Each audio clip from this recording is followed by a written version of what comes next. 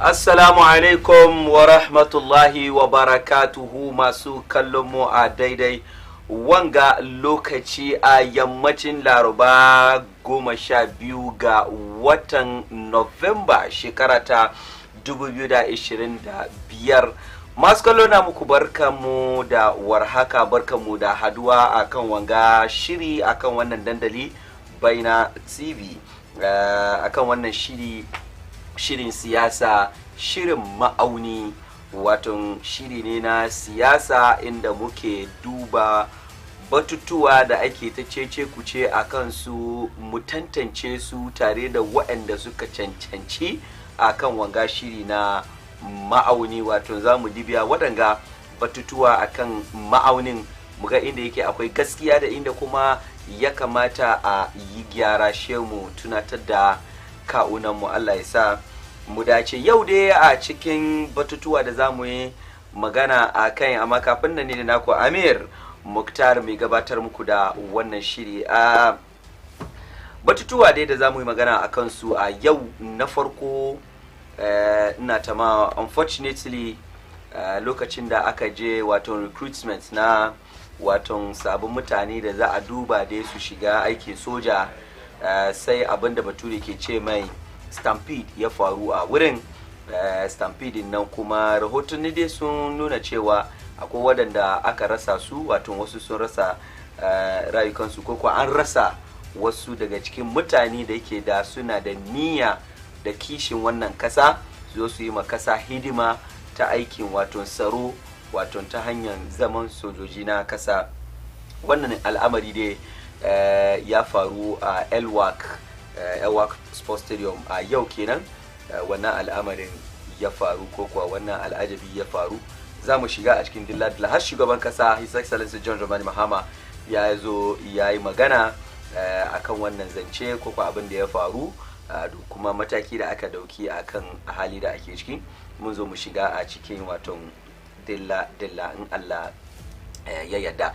Sa'annan kuma shi helicopter crash da ya faru watan Augusta 6 August kenan wannan shekara. So few months ago, that's August, September, October, November, 3 months ago kenan.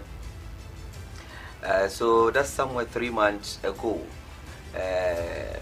the tragedy da ya hitin mu a kasa, inda wannan helicopter ya je ya samu asari daga can wani wuri ta Obuasi ko a Ashanti region, inda aka rasa minista guda biyu a cikin, sa'annan kuma wasu manyan kasa da kuma wasu 'yan aikin tsaro.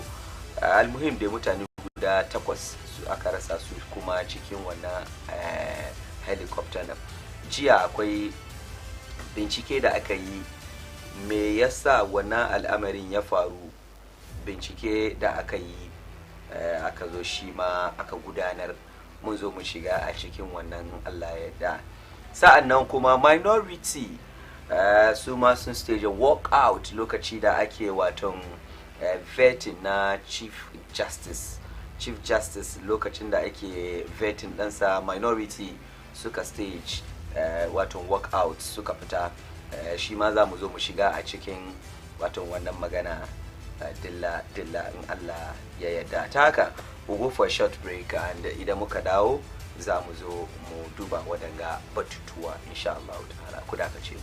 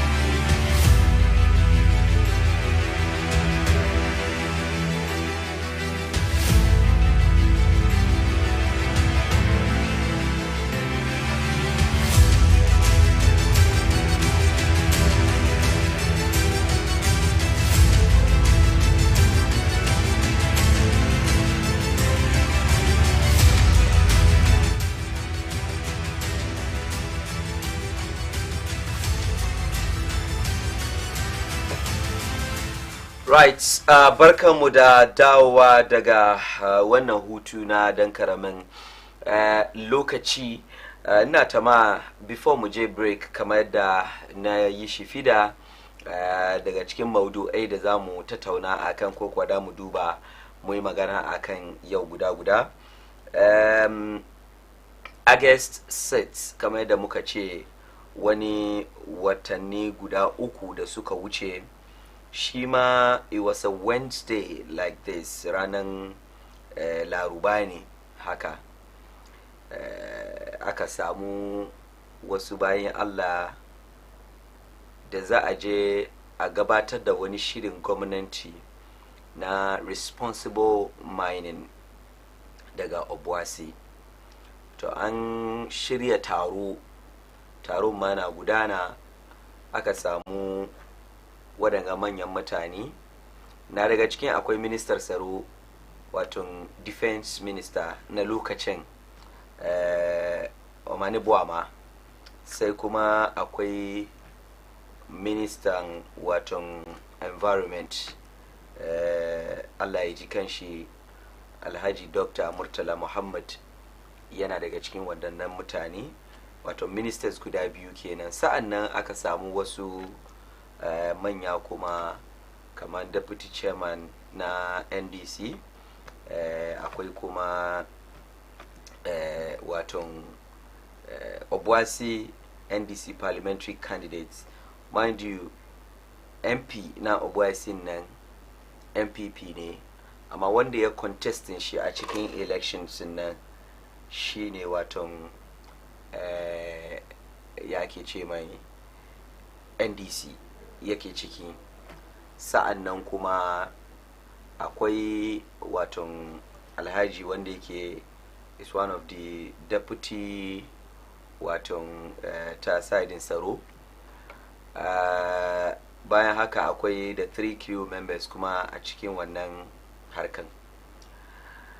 Jim kadan bayan sun tashi aka ce helicopter ya je ya fadi.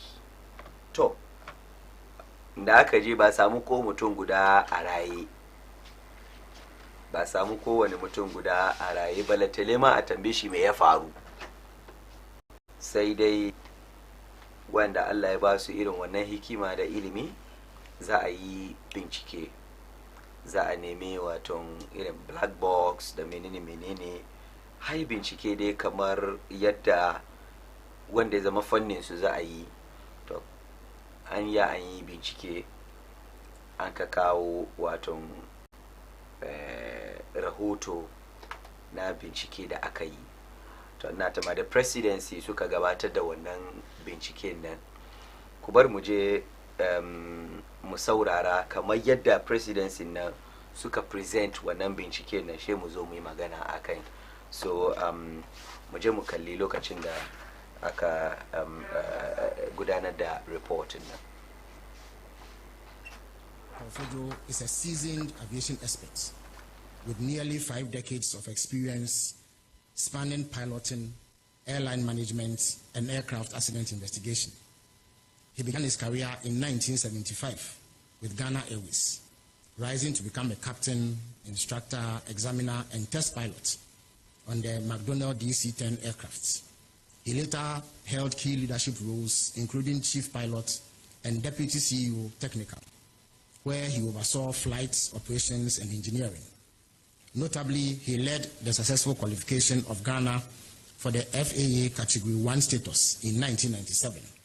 He also flew with Saudi Arabian Airlines as a B747 captain from 2006 to 2011. Since 2011, he has worked as an aviation consultant, and in 2020, he was invited to join the Ghana Aircraft Accident and Incident Investigation and Preventive Bureau as an investigative expert. He is a full member of the International Society of Air Safety Investigators, USA, and has been part of and led aircraft accident incident investigations over the period. He currently serves as the head of investigations at AIB Ghana. Drawing on his expertise, Captain Fojo has represented AIB Ghana in a couple of military aircraft accident investigations. He holds an MSc in airline management from City University UK, and a broad range of specialized qualifications, including certification in personnel licensing, ICAO, Switzerland, strategic management, IATA, Switzerland, flight operations, IATA, Switzerland, ICAO safety certificate, Morocco, MSG3 engineering management, Florida, USA, certificate in aircraft accident investigations, BAGIA, Liberia, certificate in advanced aircraft SI, RCATIC, Rwanda. So you see that our expert presenter is suitably qualified for the role that he's about to perform. Let me also indicate that we are honored to have in our midst the Chief of the Air Staff, Air Vice Marshal Eric Adjunfrimpong. Welcome, sir. So at this stage, I wouldn't take any more of your time. I would invite Captain Fodo to take us through the findings of the investigations. Thank you very much. Interview their families and so on. We left no stone unturned.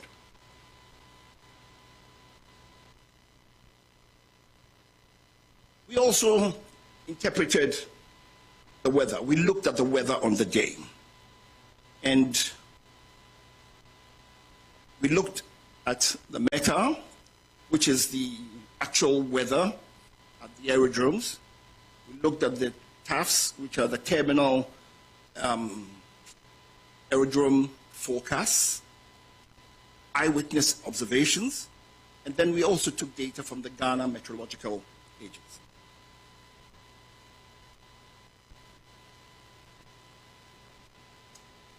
Next, the investigation team decided to look at the whole organizational and systemic processes under which the aircraft was operated. So we examined the Ghana Air Force policies, their flying orders, and their operational oversight mechanisms. We looked at crew authorizations. We looked at the air tasking order procedures. For instance, for the particular day, the task order that had been given was to fly the Minister of Defense and his party from Accra to Obuasi. We looked at Air Force oversight, its safety culture, and the adequacy of risk management systems.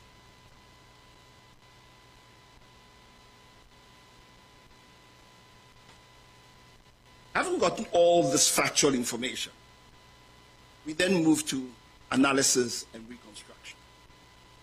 Using data from the flight data recorder and cockpit voice recorder, radar tracks, and eyewitness accounts, the flight path was reconstructed.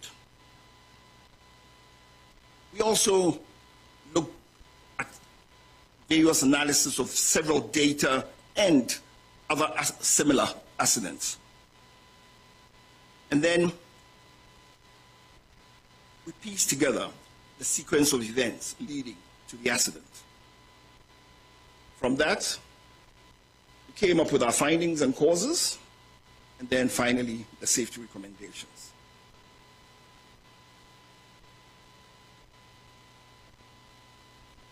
So, for the scope of flight, we looked at the history of the flight, we looked at the weather, we looked at the environment, we looked at the machine, that's the helicopter, we looked at human factors, the crew flying the plane. Then we looked at the organizational and systemic factors, sequence of events, and then we came to what we believed strongly was the cause of the accident. For the history of flight, we went before the flight to see what the pilots had been doing. And it's on record that their last 3 flights before the subject flight,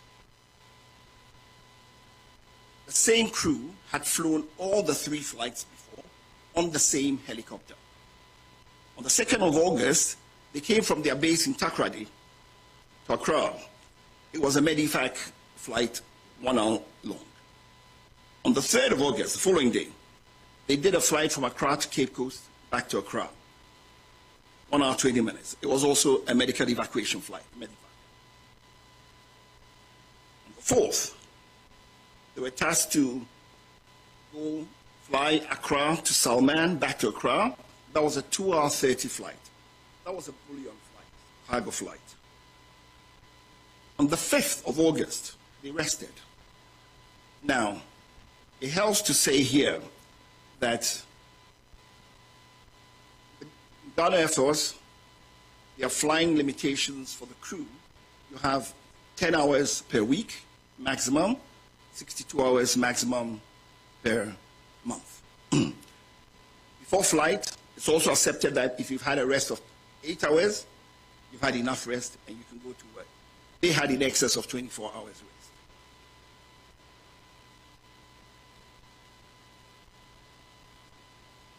On Wednesday, 6th August, the crew for the Z9 aircraft, call sign, ISCAP, Hotel Romeo, India, planned to execute the task order for the Ministry of Defense.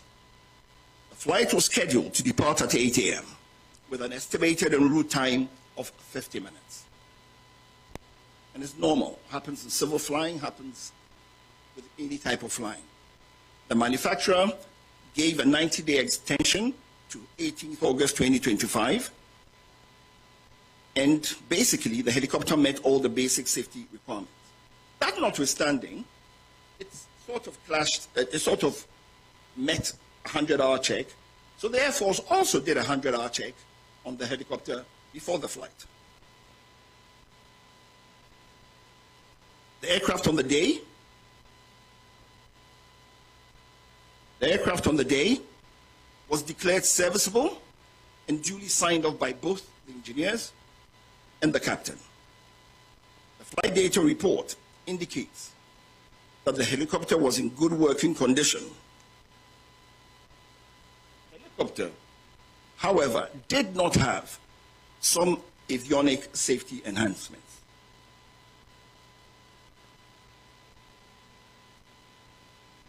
As I said before, the aircraft was serviceable and airworthy. The additional safety equipment that the helicopter did not have were things like the helicopter terrain awareness system or the enhanced ground proximity warning system, as you may choose, advanced navigation with terrain mapping, an automatic flight control system. And I would say that these safety equipment would have enhanced situational awareness. For instance, it didn't have an autopilot. That's advanced, the automatic flight control system, so that the crew had to manually fly the plane. So it sort of increases workload. Typically, you want to have a plane that has an autopilot. All the civil planes use autopilots, and the workload on the pilots is very low. It gives you the chance to do things and to think easily, and so on and so forth. Despite all this, the aircraft was in a good condition to fly and met all safety requirements. The investigation has recommended strongly for aircraft with these additional safety enhancements to be acquired immediately for the Air Force.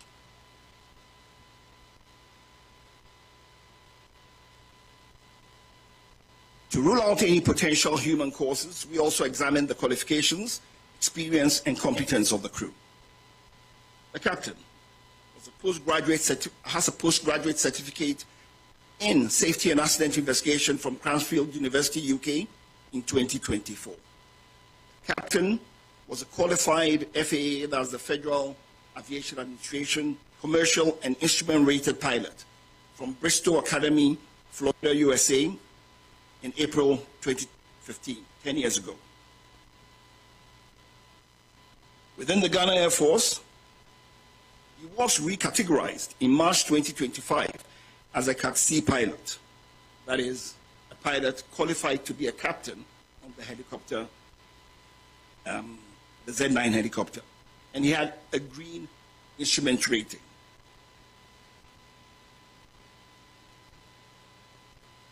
In the Air Force, we have gradings for pilots, categories for pilots from A to D. D being depends on what you call high and low. D being the initial, sort of, and then you go all the way to A. It's interesting to note that for quite a while, and as at now in the Air Force, the highest category is Cat C. So the pilot was totally competent to be flying this plane.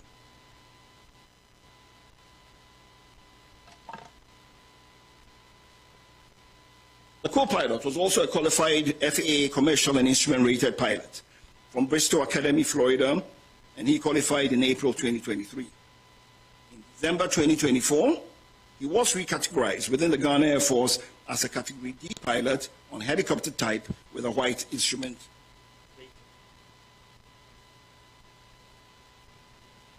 To further rule out any potential human causes, we examined the medical and psychological records of the crew.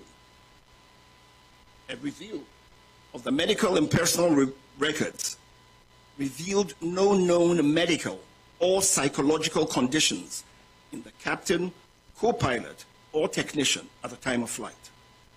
All three were described by witnesses as calm, prepared, and professional during the pre-flight activities. Fatigue or medication was not considered to have materially affected their performance on the day of flight.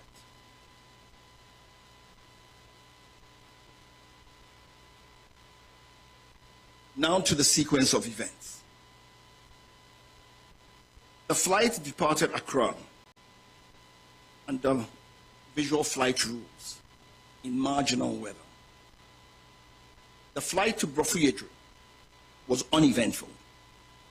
Brofuyedro is approximately 90 miles from Accra, about 10 miles from Obuasi. As the flight approached Obuasi, visibility deteriorated rapidly due to mist and low clouds. At 9:56, the crew entered IMC, which is Instrument Meteorological Conditions. To the layman, it is they flew into clouds because they no longer could stay away from the clouds, so they flew into clouds and transitioned to IFR. Now, IFR is Instrument Flight Rules. So what it means is they now transition from navigating using visual cues to now navigation solely on the aircraft's instruments. The crew then initiated a climb to cross terrain that they were aware of. They initiated the climb to cross the terrain. Seconds before impact, the crew stated that they could see the high ground below, so they had gone over it. Suddenly thereafter, the helicopter that was flying up without any change in its power or in the pitch which we use to go up and down, suddenly lost height and impacted a ridgeline at about 1370 feet above sea level. And this was about 6.5 miles from the destination, and this happened at 9:58.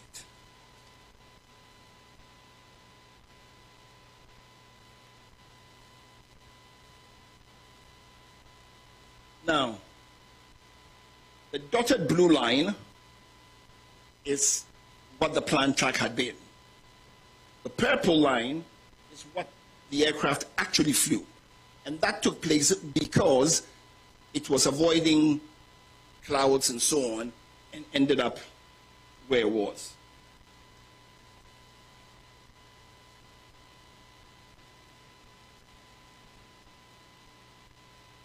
Now to our findings. The helicopter was airworthy, but it lacked additional safety enhancements. For instance, the terrain awareness warning system. Now, you know, the terrain awareness warning system, for instance, is predictive. So what it does is it tells you, warns you, it gives you a better picture of the situation and puts the pilots in a better, it gives them, puts them in a position to make better judgments, to be able to see everything and be able to foretell if there are any things that could possibly create a problem. But they lack the additional safety enhancements required for the weather phenomenon over that terrain.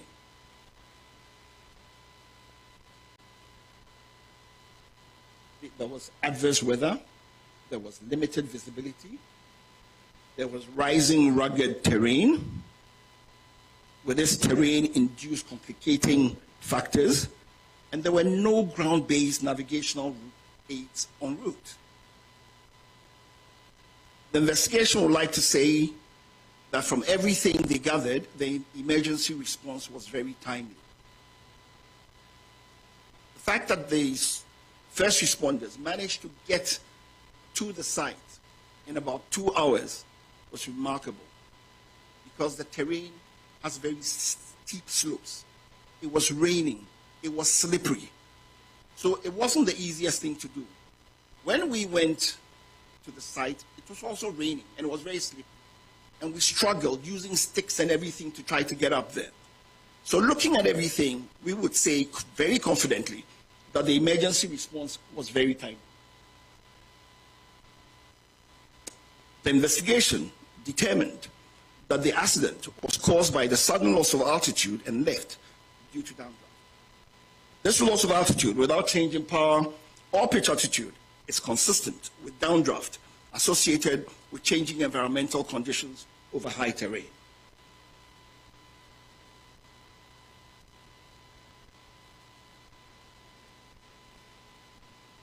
In our findings also, we said there's limited national navigational capacity, a capability for en route and remote area weather services. We also looked at training and realized that the Air Force doesn't have much simulator training. We looked at flight monitoring and realized that there was no flight data monitoring also taking place. For flight following and tracking of aircrafts, we realized that it was also not there. There's no secondary surveillance radar, no automatic dependent surveillance broadcasts, or any other real-time tracking of aircraft.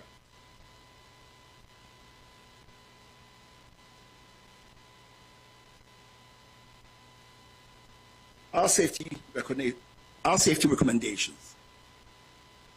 There is a definite need to modernize the fleet of the Ghana Air Force. We have recommended that the Air Force acquire modern aircraft with terrain avoidance warning systems and modern navigation systems. The aircraft should have cockpit voice recorders and flight data recorders, which are the audiovisual capable types. That the Air Force should invest in simulators for recurrent training. That they contract certified aviation weather provider or providers, and that Ghana as a nation should try to have en route navigational aids, especially in remote areas. The Air Force should seriously consider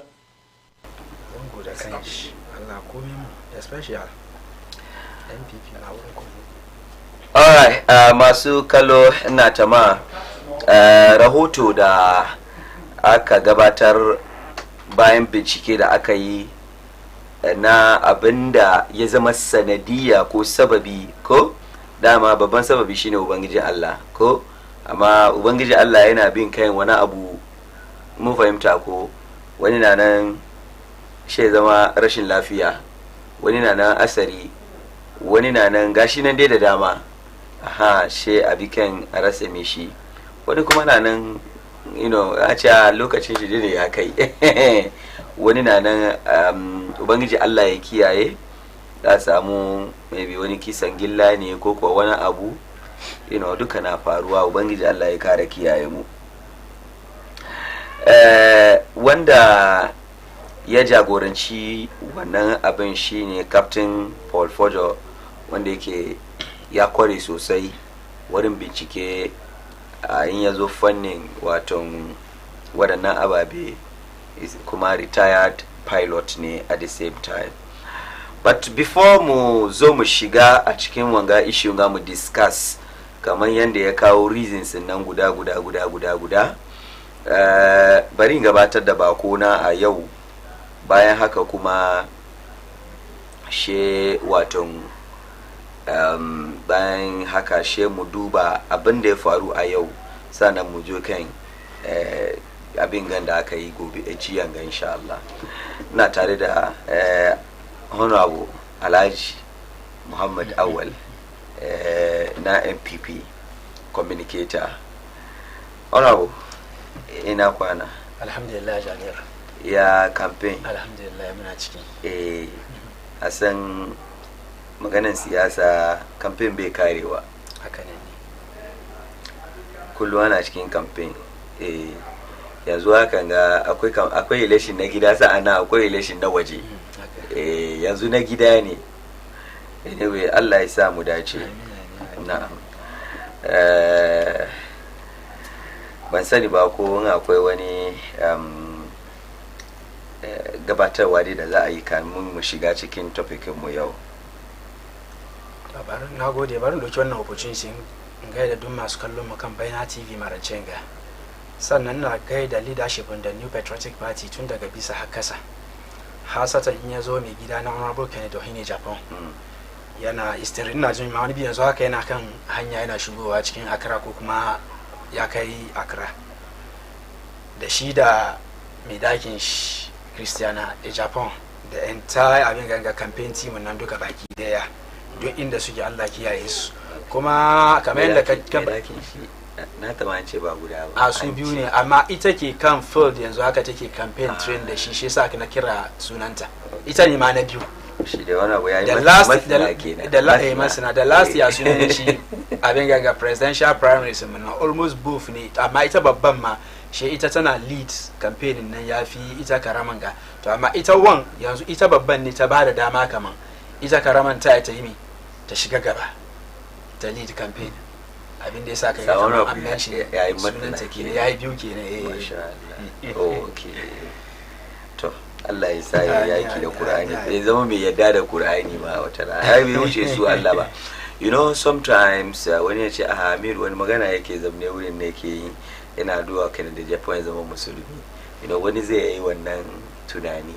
Batun ka duba manzo Allah da kanshi ma da ya zuwa Makka akwai wasu mutanen da yake suka zama makiya addini. Manzo Allah ya yi addu'a wai Allah ya sa su yi musulunta kamar yadda ce yawwa Allahumma izzil islam bi ahad marain. Yawwa aka waye gari kuma akwai shi Umar bin Khattab, sa'annan kuma Amr bin Hisham.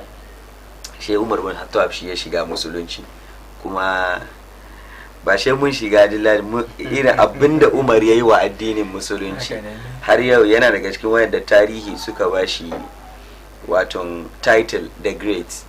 Don kamar yadda wani ke samun title a rayuwa, professor, doctor, engineer ko wani abu, akwai wanda tarihi a rayuwa ke bashi title the great, kamar su Alexander the Great. Umar kuma yana da wannan title Umar the Great. Mafahimta, saboda mai da aka bincika ayyukan shi da yayi ya wuce irin mutane da suke ana bincika aikin sha'in kamar ya wuce tunani yawa da tsammani, shi a basu wannan degree. Sai mun yaduwa Allah ya sa wani abu ya zama wanda ya yarda da alkur'ani, ina nufi ya zama musulmi, na ta addu'a ne mai kyau. Allah ya sa mu dace. Na'am, kamar yadda kai maganin ga ajin Amir. Na'am, kaga shi abin ganga Ken Honorable Kennedy Ohine Japan yana nan ne kaman Sayyidina Umar cikin MPP. Cikin MPP. Wani ta ka zo ka bangare siyasa. Hakan yayi ni ba samu magana. Yawa. Kaga Sayyidina Umar da yazo yayi ma musulunci yaki. Fiya ga yanda ake sammani har yazo ya kai lokacin da manzo Allah sallallahu alaihi wasallam ya kwanta yake son ya bar mutane su san kaman addinin musuluncin nan ko manzo Allah an bashi ne ya zo da shi ba shi ke da shi ba. Shi sa shi da wani kalma ya ce man kana yabu da Muhammadin fa inna Muhammad kad mata amma man kana yabu da lahu fa inna Allah hayyan la yamut. Shi sai na Abubakar kenan. To ka gani yanda yake ganin kamar inda musulunci ma bayan manzo Allah kaga ya saya yayi karfi kenan. Don ba kaga inda bai zo ma ya zo ya saya ya yi irin wanga furci ba, akwai wa'anda za su ga kamar a tun da yau manzo Allah ne shi ya zo da musulunci muke bin shi, tun da yau ya kwan babu ya kamata mu janye. Abin da yasa na ce ma kaman abin ganga honorable Kennedy Japan kaman Sayyidina Umar cin NPP kenan. Kaga yanda yana ganin kamar a yanzu inda fatin nan ya zo ya kai nan ya kamata da shi da kanshi ya zo ya kama abin don irin kishi da irin soyayyen da yake yi ma abin nan. Ba kan bai taba tashi yayi kwanta yayi tunani yake ganin kamar yayi zo ya lead party nan, ba wannan tunanin wannan leadership nan cikin kanshi. Shi yasa mutane ke mamaki lokacin zamanin Kofo akwai opportunity ya zama minister bai yi ba. Even lokacin His Excellency Nana Addo Dankwa Akufo-Addo ga akwai opportunity ya zama duk wani abin da zai zama cikin abin ganga gwamnatin Akufo-Addo bai yi ba. Shi yana neman yin da za a yi a make sure kamar fatin nan ya saya kan kafan shi, a fatin nan irin alheri da yake tare da fati da shi yake son ya mutanen kasan Ghana ayi abin da ya bar kake ganin kamar yau yana ganin kamar a inda fatin nan ke tafiya zashin nan ya kamata ya zo su karbi fatin su lead fatin. Kuma maganar shi nan ka duba abin da yake fadin ba wai kamar ya zo ya anshi fatin ya zama kamar mallakan shi bane. Mutum da ya bai yi abin ganga ya shugabanci abin ganga political party, amma cin tafiya duka kasan muna da shugaba. Shi yasa ko sallah aka zo zaka yi kaga mutum daya ne zai saya zai karanta fatiha ya bada sallah jama'a na bin shi, a da ke bayan shi kowa ya karanta fatiha kowa ya karanta surar Qur'ani, amma saboda sari cikin rayuwa inda kaga kaman na bada misali da honorable Kennedy Japan kenan kan shine Sayyidina Umar na MPP zamanin ga na MPP. Okay, saboda ban son magana. Ni dai ban so. The New Patriotic Party. Yawwa. Kuma ni na fadi dan siyasa ne. Yawwa. Anyway, kuma ka zama da NDC ba wa Allah yayi maganar shi ne ko ba haka ba. Haka ne. Yawwa. Kai ma ta gaban kai naka bangare in kana ganin kai ma akwai wanda yake ya cancanci zaka yi kwatance da shi ne wannan falillahi alhamd ba ana maganar kai. Yawwa. Allah ya samu dace. Abin ne ko ka zabi wannan ko ka zabi wannan. Honorable, bari mu duba yau the unfortunate event abin da ya faru daga Elwak. Ba san ko kana da labari na da aka je dai wayanda suke da niyya ko kishin kasa su yi makasa hidima a ba su dama ta hanyar soja su yi makasa hidima. Cikin al'amarin stampede ya faru aka rasa wasu daga cikin ina ta har president ya fito ya yi magana. So kindly put together the videos of the stampede and the speech of the president for me so that mun discuss muka kare shi mu zo kan finding sai helicopter na inshallah.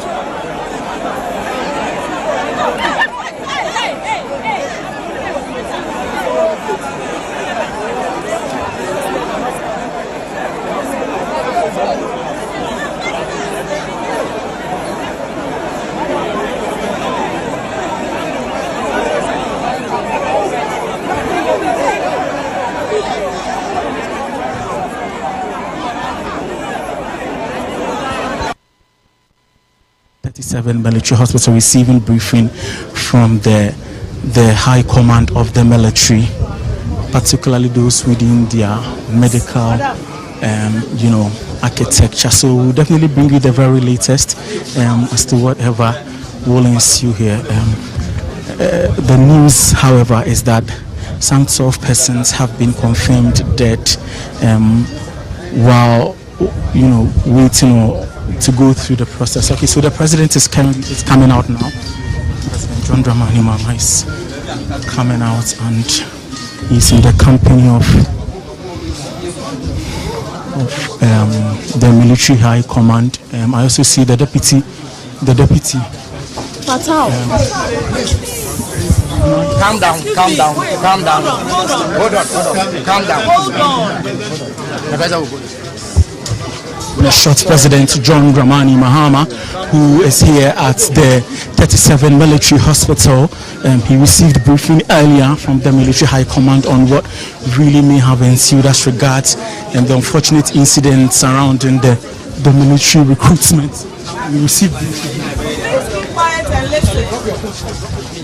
General Evidence Vivian Abraham Kwabia. I need to just get something straight. There's an erroneous information going out. The casualties we have that came through were 28 in number. Those who are dead are 6 and not 12. Those who are critical and in ICU are 5. We have 12 who are fairly critical. The rest are stable. Thank you. hello.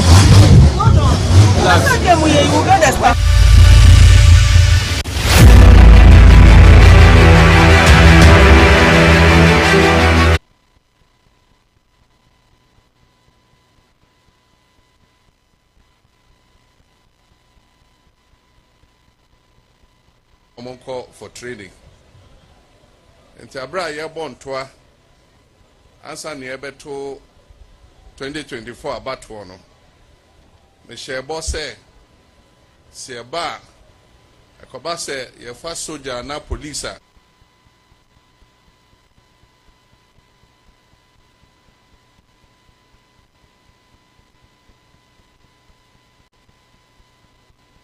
Ombenya say Germany biaye. Ampanso ye bie adia ye friend of portal. Enti emabunu bi eko sa fidie no so eko register. Enti enne na nke wo se ye hyase na ye hwe omwoma ne omho se ne omo ahon de sitie ene sa ne omani na. Enti anope region bia ye kire omo bebia e wo so omuhia.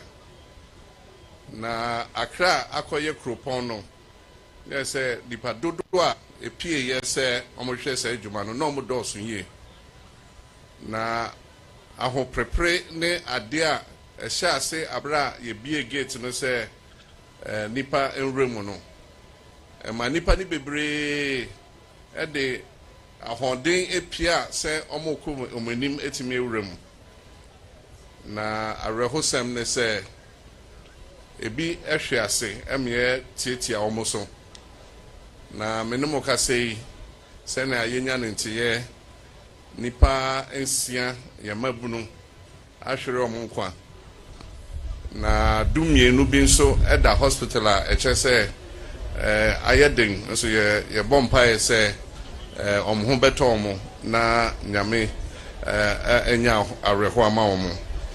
Enti make us say soldier mpanyimfo amaya so ate say yamma ensia omunyina eyamma bawa oma hre omonkwa emse kumasi hanso bibi kakra saesiye a echese nipa baako emse we prade den dia oda ayarsabia ono so yabompa ese obenya ahode na nyame ahonomobo enti enkraidie no meka hye asoja force omunja yansa na yenhwem na ye nhihye to masu kallo abin da ya faru yau kenan very sad, like very very sad. Honorable wena Accra an rasa mata guda 6. I mean, farko mun ji mutane 6 but president ya confirm wai mata guda 6 aka rasa. Mutane guda 12 dai suna cikin wani hali da yake muna roƙon ubangijin Allah ya taimaka. Sai kuma kamar yadda ita bauyan Allah ta yi magana cewa bayan haka kuma akwai sauran kuma suna cikin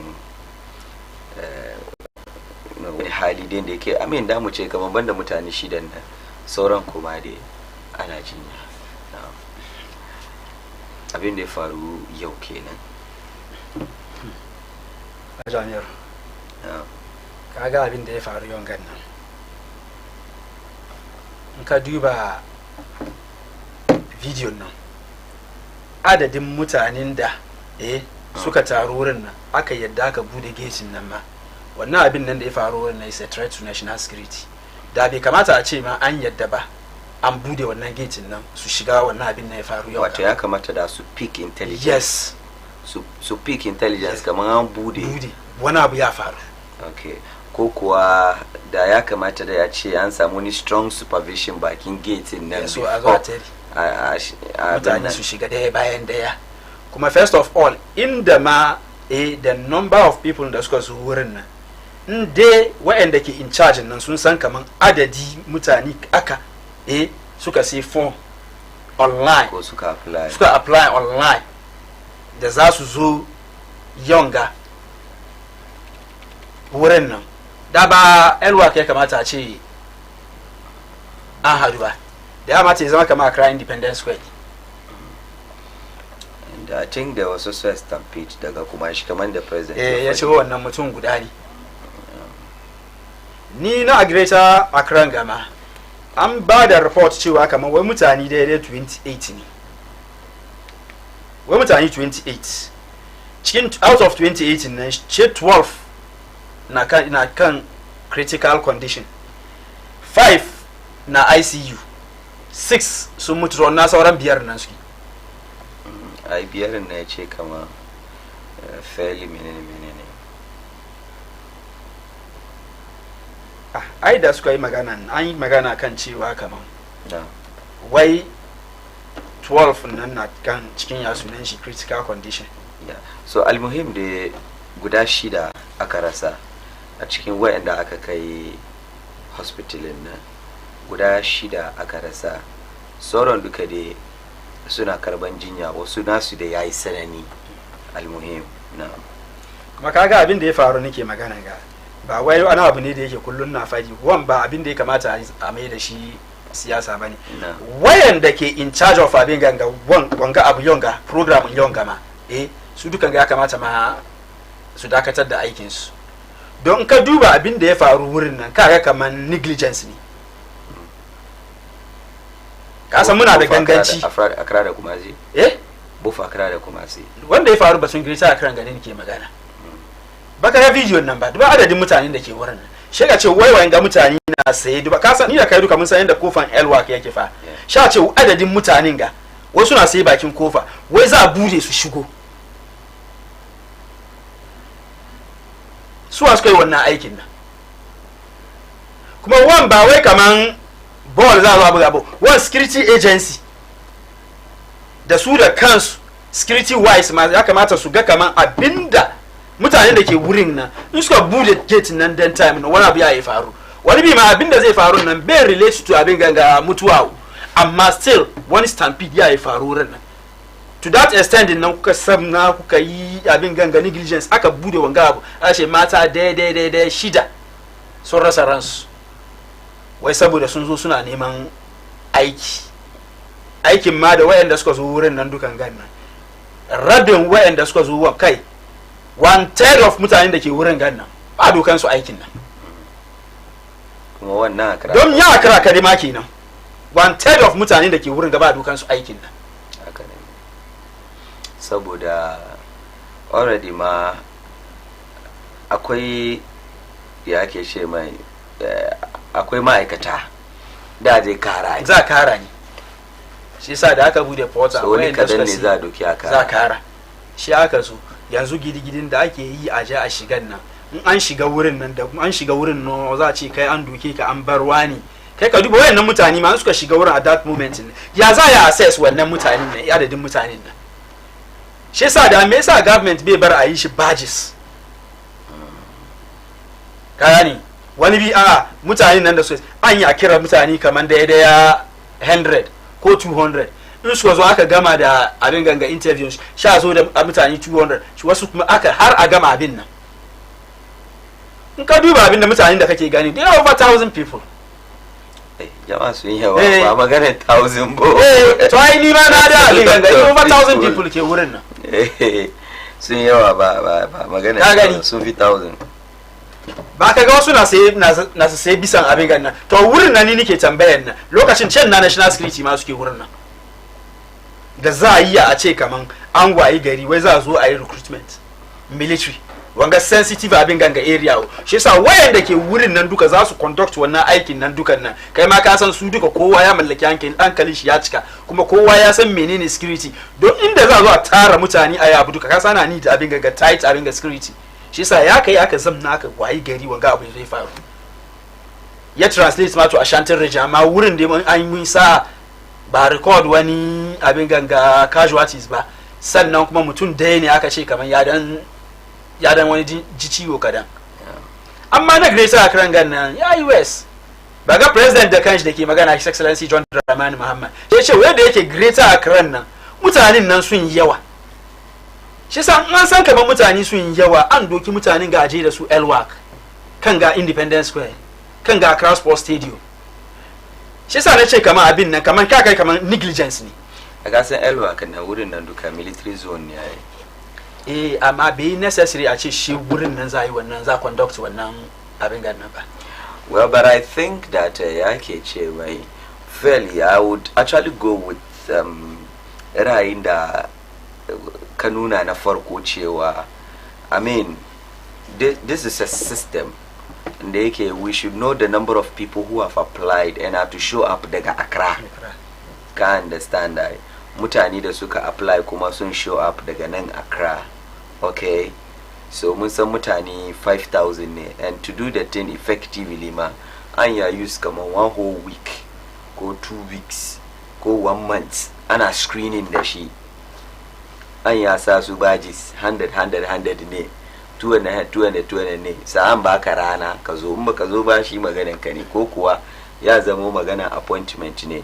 And you see sometimes yanda turawa suke ababen su yana da ban sha'awa ba wani ababe na ba tilasta maka ka gane ko kamar misali za a baka appointment ne ka zo rana kaza in yayi ma in bai yi ma ba maybe akwai alternative ka gane ko wani lokaci kuma za a ce kamar because shi field da kanshi said discipline field ne ka gane ko kuma you can be called at any time ka gane so maybe an saka rana an ka zo shikenan baka zo ba shikenan saboda dama magana aiki nan ne is a call to duty ka gane ko amma almuhim dai da an yayi wa nababe an jejera ka ba yadda ka fadi at least yanda za samu and you also mention something wanda yake shi ma ina ra'ayi da kai cewa I mean how do you even get quality screening with this number?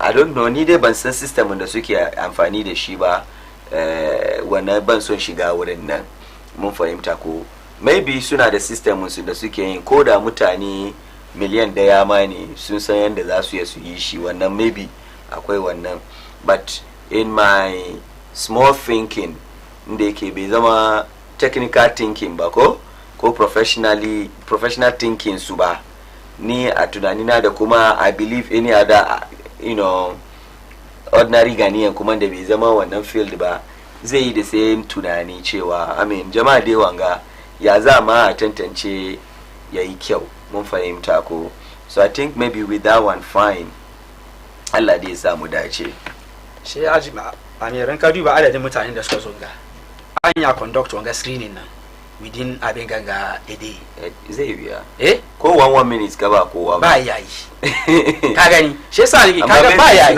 that's why I say I don't know the system da suke kowane irin system ne tunda ka riga ba da example ma kace ko da 1 minute za ba su adadin mutane shi yasa kowane irin system ne da ka sani ko baka sani ba yayi wannan abin nan within a day sannan ana zamne wayanda suka zo wurin ga akwai wayanda yanzu haka su an ba su protocol da the same numbers da mutanen da suka zo wurin nan protocol nan yana shiga ciki. Wannan definitely yana faruwa. Sannan yau wanga screening nan, this is not the first time da aka yi shi garin Gawo. Ko this is the first time da ake recruit abin ga military garin ga. Ana gani irin wanga abu. Misa this time yayi daban. Ai population yayi yawa ai. Population yayi yawa ko kuma ana so a doki numbers nan diwa. In population yayi yawa ana so a doki numbers nan diwa. The government da ya kawo wannan ideas nan, she a put measures kuma wurin screening nan. Don da ana dokan mutane across Ghana ne 2000 ne. She yanzu aka ce kamar ana so a doki mutane 3000. Shi yasa in ana screen mutane ada abin ganga regions nan, in kowane region 2000 gan nan, in zaka bada kowane regions ma za samu mutane kaman 1150 a samu 2000 ga. Greater Accra shi ya samu ma capacity da zai yawa fi ada region nan. Shi yasa lokacin nan ya kamata in an doki wanga mataki ya kamata a yi samu kuma changes wurin yanda za a yi a screen wayannan mutanen nan.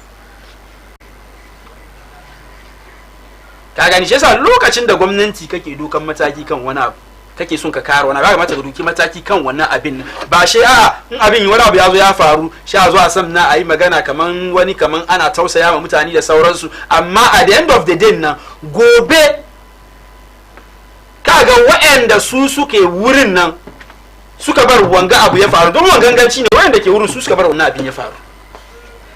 Muna da abin da ake ce ma wawan kaddara ne, muna da wanganganci ne. Inda an ce an samu mutane daidai 100 ko 200 ne suka so abin gaggaya sunan shi elwak za screening su, shi wani abu aka yi faru, shi mu ce wanda ya kaddara ne, don capacity elwak na ya yi mutane more than that, amma adadin mutanen da muka gani wurin nan wannan abin da ya faru kaga kaman ganganci ne. Na fata ka understand point da nake so making nan, kaga kaman abin ganganci ne. So pointing ka duka boils down to system.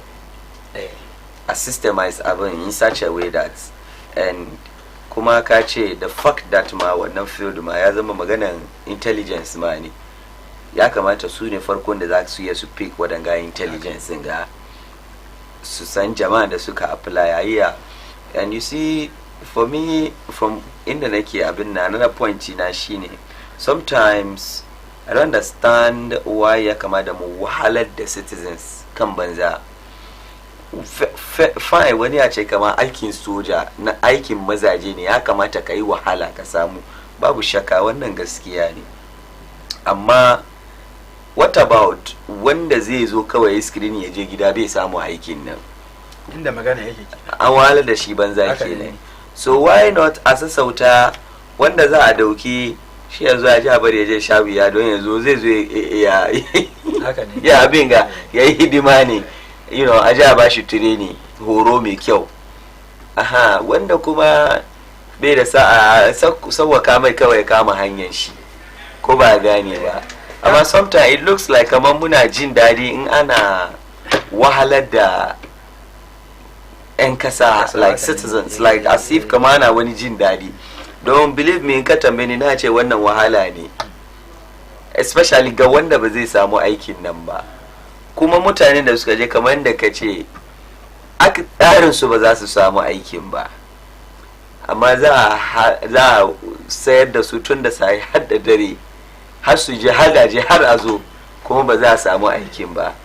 She ya make sure kamar youth nan sun samu aiki, amma da zaka make sure youth sun samu aikin nan, wannan maganan alheri ne, don kasa duka kowa na neman yadda za a yi mutanen kasa sun zamna lafiya su. Shi yasa kai the moment da kai ma kake da wannan initiative nan, the more ya kamata ku make sure kaman an yi an take wani abin ganga mataki kan abin da kake son kai. Wani bi inda yana ba na ci gaba na ce inda ana dukan mutane 1000 ne, wani bi yanzu kai ka zo ka ce kana son kai shi 3000 ne, yanzu dai kana son kai shi 3000 ne, ya kamata ko me za yi ya zama kaman an expand inda ake yin wannan aikin nan kenan, kamar yadda earlier kake cewa kaman teletrin abin ga military teletrin na ce ma ba lalle ne shi dai wurin za yi ba.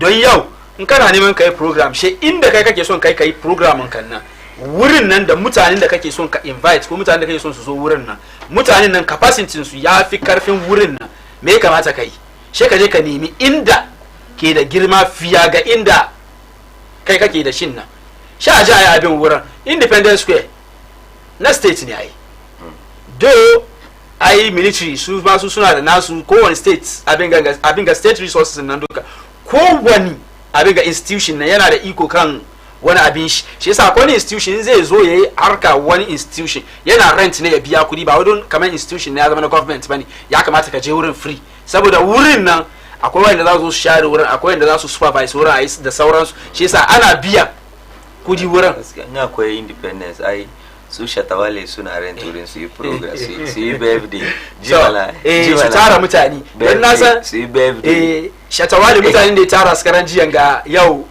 skaran jiya wurin nan ai ya fi adadin mutanen da ke wurin nan amma an gama ba abin da ya faru wurin nan shi yasa da inda ya kamata wasu sun ji jiki an ji jiki an zo an zuba musu ruwa abin ga sai wanga wanga wannan ba shi ba shi wani na bani labari I'm not too sure ban confirm wannan ba tukuna kamar an rasa wani haka wani ke bani labari but no ba gaskiya bane yes ni ban follow wannan wani abu ne haka da ya faru da officially ya fito kamar yau yanda abin da ya faru da officially gashi na dai san dai an zuba musu ruwa akwai zafi sun ji jiki kuma wani ya tsaya kan kafan shi tun kuma wannan nan duk wanda ya je wurin shi ke so shi mana wani ya tsaya kafan shi tun da safe tun da dare har gari ya waye ai ka san show har gari ya waye ya tsaya tun dare har gari ya waye kafan shi ko she aka yi zafi aka zuba musu ruwa aka je gida and akwai wasu yanwa ciki kuma ya tsaya cikin sallah liman ya ji haka dan ya yi fushi Allah ya sa amma ya tsaya kafan shi wurin birthday shatawale tun da dare har gari ya waye Allah ya samu dace so kamar yadda ka ce independence na ai shata ma yarin turin ya yi birthday da cross post sada anya kilinde military dai da za zo su abin ganmu dai ka gane ko da hanya ya shi ma ina rayi da ke ne tun da yana yayin birthday adadin da aka sayar nan ba adadin da za a duki kuma kenan ba mutane adadin da suka sayan ba aka za a duki ba kar abin nan yayi kaman ai an ga abin gashi nan mutane an doki mutane za a doki mutane military aiki da yawa amma at the end of the day nan mutanen da aka gani wurin nan wani bi abin gangaya sunan shi rabin su ma ba su ba dokan su military to rabin su ma ba doka problem na biyu honorable shine me yasa ya zamanto ko mu mutan Ghana ko wani bakake al'amuran mu wani lokaci shai kamar wani kirkir wani gidi ake ka duba magana hajji ka gane ko in za je hajji shi ka gan ka je hajj village wanda ka girmama shi ka rena ka gane ko yawa meanwhile akwai tsari da ake tafiya da shi american gan da ake zuwa Allah kawai ya san jama'an da ke fly america suna komowa dare da rana kullum akwai flight da ke zuwa kasar america ko ba haka bane wannan abu kullum kunna karya kullum akwai flight da ke zuwa america yanzu Allah kawai ya san within a week jama'an da ke zuwa america ka gane to in dai within a week an ya fly kowa zuwa hajji amma in ka je airport baka gana gidi-gidi za je america ka gane ko to ya akwai sai ko Nigeria mutum zai doke flight ya ce ka je kai sai ba gidi-gidi so yanzu like I mean komin mu ya kamata a ta gidi-gidi ne ko kuwa baya zamana a yi tunani a fito da tsari yadda za a gudanar da aiki ko dai a'a shi dai mu komin mu dai a fito a yi gidi-gidi kaga ba perhaps abin ganga we are discussing issue ga because cikin sani so ubangiji Allah aka rasa mutane guda 6 saboda rashin mutane da aka yi ya bari abin ya yi sanani har yanzu ai mutuwa ba wasa ba ya bari abin ya zama national issue ana discussing har president ya sa baki but perhaps maybe da a ce kamar an zo dai aka yawa jama'a an yawa dai stampede ma farko kuwa dai an yawa dai an yi gidi-gidi wurin ma aka wuce gida maybe ba kowa zai zo ji ko za a yi maganar shi ba motakila saboda mutuwar da aka yi amma ko da ma ba saboda mutuwa ba I mean mutane ba su deserve like wani abu haka nan when we can be proactive we can think ahead ka gane ko so shi yasa ban so in saya akan ishun ga na yau kawai kuma da Allah zai abin ga shi zai zama to ba nan Accra kawai ba aka samu wani kuma daga kuma shi nake baka magana na ma na haji inda ji haji wannan ma shi dai jama'a ban stampede dai bi fa ma gidi sai dai kowa ya shigo ya fito ya abin nan I mean ba yanda zamu yi mu sanitize the system na ya bari like kar a mu wahalar da juna na kaga na recruitment in military ga gaskiya ni na wanda tun da aka fara a garin ga ana recruitment ai shi nake cewa ban mu taba jin wani abu irin haka ya faru ba amma batun haji da kake yin nan kaga shi wani abu ne kuma daban ni na taba tambayan kaina na ce don shi baya isari kaman gidi nan baya isari kaman misalin yau ko da me shi an san kaga kaji shi wani abu ne da yake ana yin shi shekara ne yes wani bi cikin shekaran nan ana samu adadin wani bi mutane da za su je daga Kumasi shin ce kaman mutane kaman 400 ne in ka zo a Greater Accra mutane kaman 400 ne in ka je kaman sauran regions nan za a zo a gaggamu amma mutanen ga duka within cikin abin ganga ganan nan suke shi yasa koda me shi zai fito apa east ne shine bako ai ka san shine karshe zuwa from nan yana da nisa ya zo garin ga in ya doki mota da daddare kan da safe 24 hours me shi ya yi shi tunda dai yana da niyya zai je haji shi yasa kuma Allah ya kuma wani abu wanda Allah ya bashi iko ya biya 60,000 zai je haji a cikin ikon so ubangiji Allah ya yanka flight ya zo Accra to kaga kuma zaka bar abin ganga ya sunan shi maganan ga ya saki kuma kenan akwai wa'anda ake zuwa hajin nan kamar yadda kace wanda Allah ya bashi iko ya yanka flight ya zo mutane nawa ke ciki suke zuwa hajin aje ya kai ire-iren wa'annan adadin su nawa ne da mutane nawa wa'anda ake agaza musu su je hajin suke da yawa wanda shi hajin ma da zai je yana sanin matukan bukatan kudin da zai kashe aje da shi hajin nan fiya ga hajin nan ma da zai je isa ba damuwa ya doki mota daga can kafin gari ya waye yana gida ya kai Accra shi yasa wani bi in yau on the 12 ne shi 13th zai ji wani bi in ya zo kwana the next day an san kaman 13th marance time kada za su je shi ayi mai shi ya zo departure ya zo ya wuce amma she mun zo an zamnar da mu an zo an ce kaman lokacin ga za ta yi kaman an kuma sake flight nan zuwa lokaci kaza kaga kaman shekaru da yawa kenan ya kai an wuce irin wayannan tsarin akwai wanda nake samu na taba samu labari wai suna nan la irin kaman na protocol nan da abin nan yana nan kawai shaka kira ka ce kai duwa ku duka ku kwashe kanku ku zo kowa ya zo za ji a nemi hanya na san da zaman wannan abin nan ya taba faruwa na gani a ce kowa ya zo na zamne wani wuri yana firan shi kawai shaka kira shaka ce kaman yau zai zo ya tashi kawai kowa ya zo amma ni ya jami'in nin gani ban zuwa akwai wani kasa ya kamata in san kamar rana kaza za ni cikin ababen da na yanzu ina understudy the hajj system na garuruwa so last year for instance shi na Nigeria na je Abuja trying to study the hajj system so ban saya a Nigeria kawai ba ina kokari da in samu ada garuruwa kuma in study systems su na hajji akwai wasu garuruwa yanzu aka da nake magana da kai ba magana hajjin 2026 ba hajjin 2030 in Allah ya da an san wanda zai je da wanda bai samu zuwa wasu garuruwa yanzu haka da muke magana kowa kayan su haka kowa na da iko okay so ana biyan kudin nan ne a aje sha zuwa ana balloting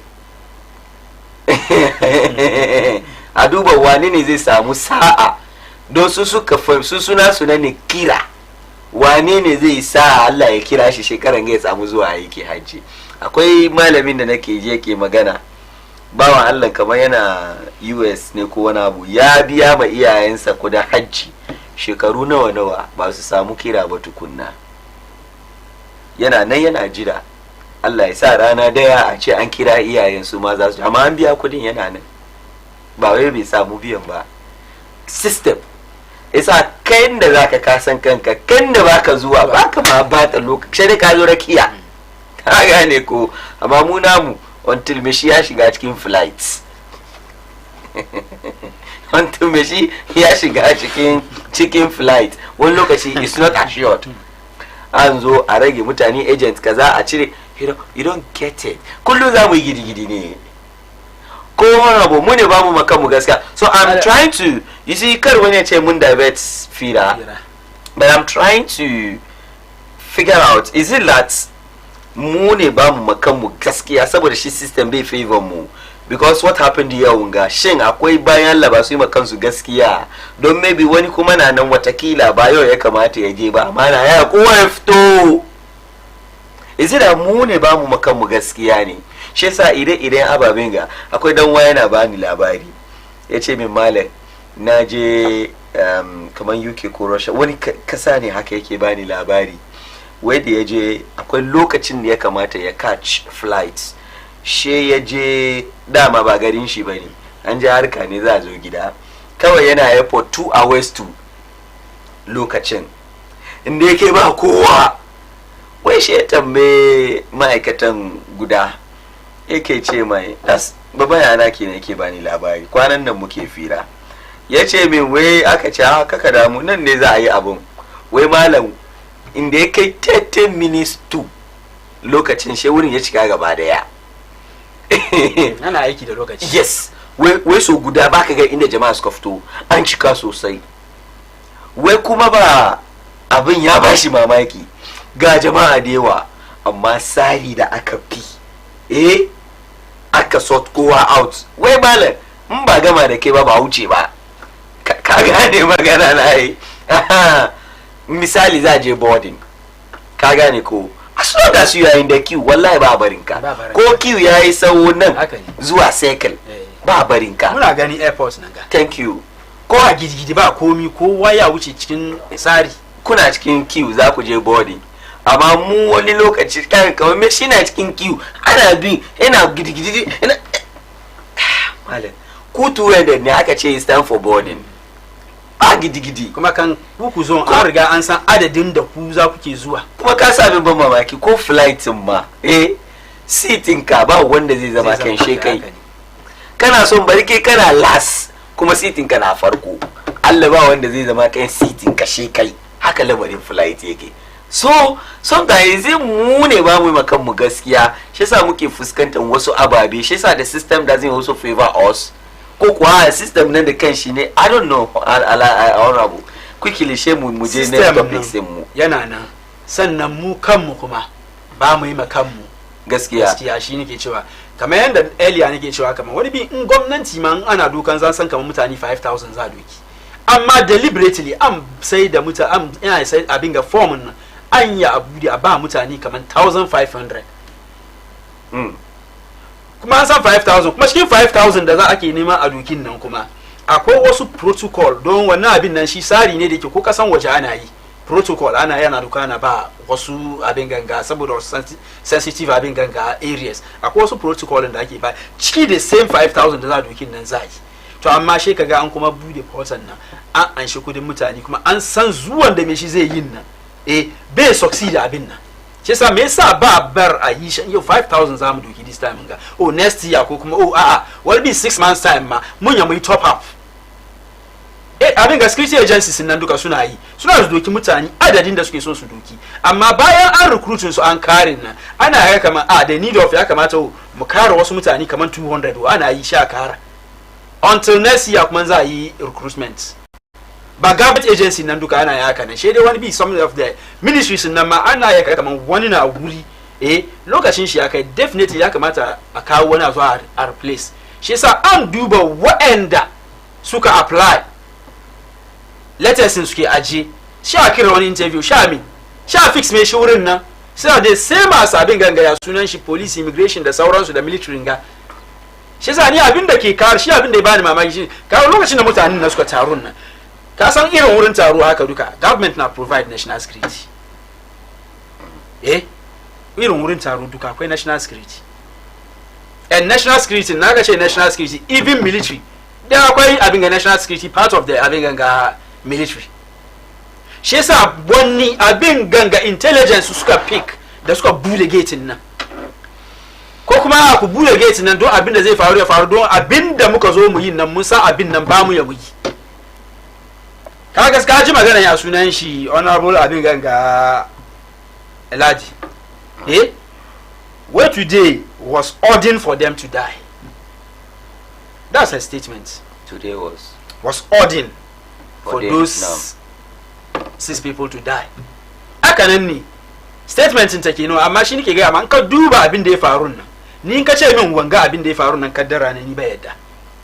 See banda ma maganan kaddara ni ban yadda ganganci ne nace ba maybe we are talking about this because an yi mutuwa okay banda maganan mutuwa musulmi da ke cikin Allah ya gafarta musu maganan kaddara I'm saying that can't we have something da za yi shi sauki wannan shi sarin nan noki na honorable bari mu je next topic mu da helicopter crash earlier mun gwada report nan da Captain Paul Fojo ya karanta na daga cikin ababe dai in ka duba duka ana gwada kaman na farko waɗanda suka zama masu aikin flighting nan sun kware kuma ya ba da misalai trips da aka yi before wannan lokaci wai kwararru ne sun kware sun yi aiki na farko kenan na biyu yanda ake magana ake dankanta lamarin ga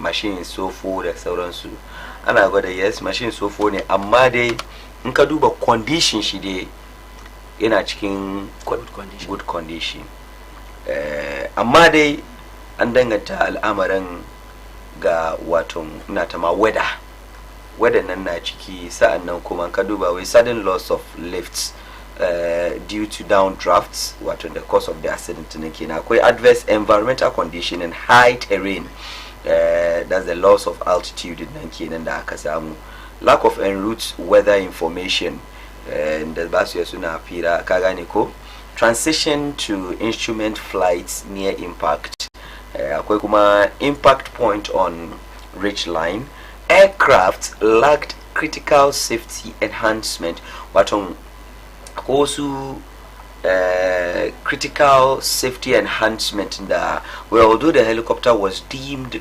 airworthy and serviceable it lacked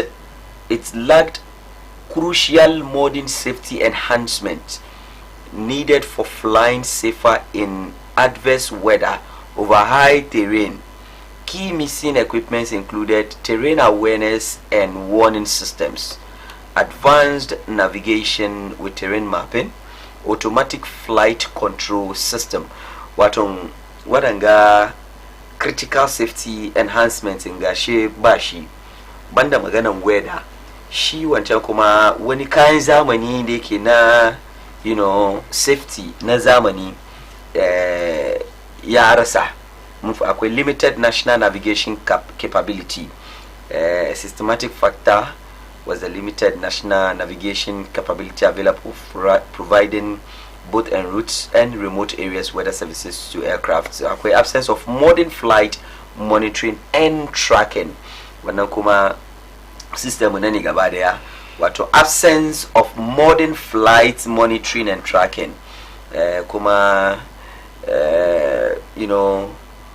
where crew competence and health ruled out wato shi ba shi no simulator training for crews.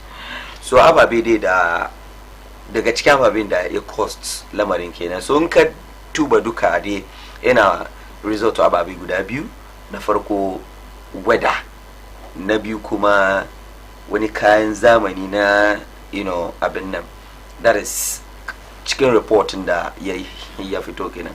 So quickly kan wannan she mu duba if we can talk about the issue of the Chief Justice vetting. ka gaya sunan shi don ababen da ya mention ga the most important ne shine flight nan yana cikin good condition, sannan wanda ke rike da shi ne pilot nan shi kuma an san kamar kwararre ne da yake, amma weather nan amma don wani ababen da ake kira kamar ba su ciki da sauransu ga wannan abin nan inda weather nan bai bitin su ba da wayan ga abu duka ai da bai faruwa. Amma ka san report nan ya zo dole ya kamata wanga abin ganga grammar ga duka ya zo ya read ma abin ganga mutane su ji, amma ordinary Ghanaians like us nan wanga baban ga duka da ake reading ga mu abinda mu muka sani ne mutane Ghana daidai shida including 2 ministers 8 takwas 2 ministers mun sa muna da musulmai kaman biyu ke ciki ko Allah jikansu Allah sa su musa suka je wanga abu ya faru. Kaga kaman da zu maganan da nake yin nan irin wa'anga ababa da reportin ga da yake fadin nan kana ka ga daga nan ganga mu ce wannan abin da ya faru sakaran jiyan nan kaddara ne, don jirgin nan an tabbatar da jirgi ne zai tashi ya je sauka lafiya, amma ba ga kaman jirgin nan da kanshin nan wani bi in ya tashi ko wani abin da ake shakkan kaman jirgin ga ya tafiyan shi nan ya tashi ya je ya bar wani abu ya faru duk wayan garu ka ba shi cikin reportin ana ganin kaman yana cikin good condition da zai tashi zai sauka lafiya. Before then nan ma ya yi wasu services sai sannan ya zo ya je ya samu, to irin wanga ake cewa kaman wani abu ne da yake bi kaddara ne, don ka duba akwai wanda ake cewa kaman wani abin gangamin Tala Muhammad an ce kaman da ba shi cikin abin gam, amma shi aka yi mi aka swap da shi da wani kaman shi ya kamata ya je shi kaga kaman inda shi ma zai zo ya samu kan shi kenan. fala tadri nafsun maza tufsidu gadan ko wala tadri nafsun bi ayi ardin tamut. Kaga wurin nan kaga akwai kaddara wurin nan according to report nan da aka read nan.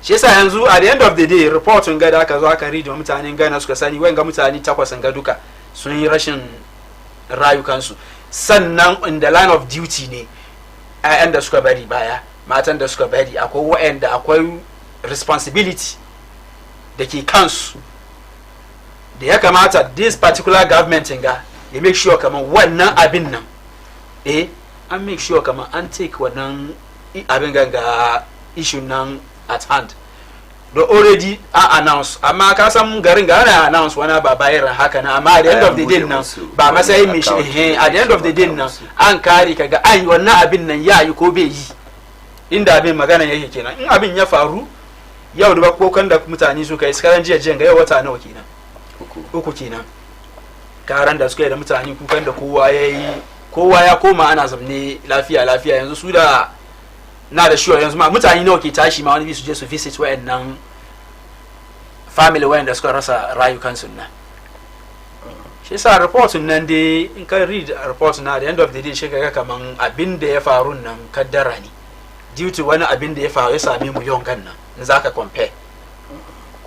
Na san wani na yana kallon mu zai ce kaman ina magana cewa kaman abin da ya faru yau kan nan kaman ganganci ne. Kamar misali ne da ke ba Ameer shi na do mota ne ka so da safe zaka fita da shi zaka yi amfani da shi, she kana taka break she breaking nan bai kama she kace wai zaka yi dabara ka kai wani wuri cikin dabaran nan she wani abu je faru malan kaddara ne Ameer kaddara ne ganganci ne don ka riga ka ga kamar abin nan bai da kyau. Shi yasa daga wurin nan me ya kamata kai she ka bar abin nan wurin nan she a zo a gyara abin daga inda yakin nan lokacin da kaga an gyara shi lafiya she ka tashi ka je she wani abu kuma ya faru kuma bayan wannan sha ce kamar ai kaddara ne. I can understand point da nake so make nan ko ka gani. Yasa abin da ke faruwa mu kasan Africa ko in ce mu yanayin mu Ghana ire-iren irin wayanga ababan nan da ka zo har cikin example ka zo ka shiga da batun haji kake cewa kar a ce kamar ko ana sake topic ne. Don ya kamata ya zo a zo a kai mun kai ya kai ya zo sari kamar mu musulmai ya kamata ya zama kamar yanda na taso da na zo gida ka bar lokaci lokaci kaza za a fara program, na zo muka fara program da kai lokacin ga she dai wani bi akwai ran da na zo shi haka ma na zo wani bi an samu wani technical issues ne shi yasa abin mun dan delay kadan wani abu daban ne, amma kullum kaga abin da ya faru last year shi ga next year kuma shi ga kaman wanda zai yi yayi west wancan a yanzu mutane sun tattara experience sun aje okay ga inda za mu yi next year ba yawa ka gane ko isa yanzu an tara experience a aje a san yanda za a yi amma experience shi ga experience da za zo a yi next year nan shi ga kaman gara abin da aka gani jiya da wanda ake yi yau. Allah ya sa mu dace, and we are calling on manya dai da aka sa wadanga ababe hannunsu kada ka manta mutane yake musu hidima, kuma in ka kwantar da hankali ka sadaukar da rayuwa ka yi ma mutane hidima kamar yadda ya kamata. Yau a waye gari abinda muke so mu gani shine kamar yadda mutum ke bar gida ka gane ko ya je America, ya je Canada, ya je wani kasa daban, ya je UK, ya bar gida ya je hankalin shi kwance, abinda zai zama mai tashin hankali kawai inda ya makara yana tsoro an kulle counter okay saboda maganan check-in, to maybe wannan ne zai zama mai tashin hankali. Amma dai inda ya san kama wake check-in na so ma 7 o'clock ko mu ce misali check-in na fara 7 da dare, she ka fita gida kamar 4 p.m. ka gane Allah ya da maybe by 5 ka kai airport ka je kana jiran check-in, ana samu haka nan yawa akwai wanda kire yayi yake bani labari wai tamu da aka bashi kai shi ya far gida da wuri wai tafiya ma ya je airport haka ke ya kai airport ma har ya zamana zuwa can aka yi check-in kawai ya kama hanyar shi, you understand. Na ce mai ya kai tafiya wai ya kasan na miss gane kadan sabari bari tafiyan gagari da kyau. So muna call on the new Hajj board ko Alhaji Tanko, in kana sauraron mu muna baka hakuri don Allah don Annabi, wannan wani hali ne da muka samu kanmu a ciki ko da yake it has been there, but muna baka hakuri da kai da mutanen ka in an yayi kokari a gyara mana wannan abun, asaranta aikin hajji har kowa ya ce kai Alhaji Tanko yayi aiki, mun fahimta ko Alhaji Tanko ya sanitize, ya gyara lamari, ya shirya tsari mai kyau. Mun san dai normally protocol nan shi ke kawo problem nan ka gane, isa protocol na sha duba shi ma ya gyara ka gane koyi ban ce kara kai wani protocol don kana son baka so. Akwai mutane mu baka mu gaskiya, akwai mutane da gwamnati zai kai su hajji sun fi 1000 ka gane ko, to inda ake samun matsala kenan. So da yawa wurin protocol na ake samun matsala, amma mun ce ayi kokari protocol na a ja asaran tashi. Ko da protocol na bai kamata a samu matsala ba, don protocol na ya kamata a san adadin da za a je da su, sannan waɗanda kuma suka biya kudin su za su je an san adadin su. Amma at the end of the day sha zo ana so a ce kamar tun da protocol nan na amma flight nan da zai jin nan bai je da wannan mutane adadin nan dukan nan da aka anshe su kudin su nan, shi ana so a dakatar da waɗanda suka biya kudi a je da waɗanda government ke so ya je da su wai protocol nan. Allah ya sa mu dace. Yasa a duba dai a dan gyara mana na abu.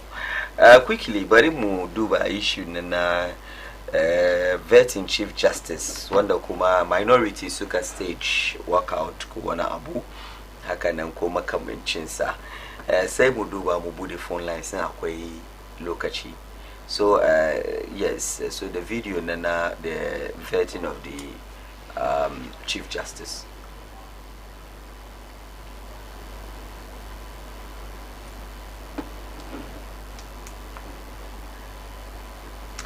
It is our view we hold as a minority caucus.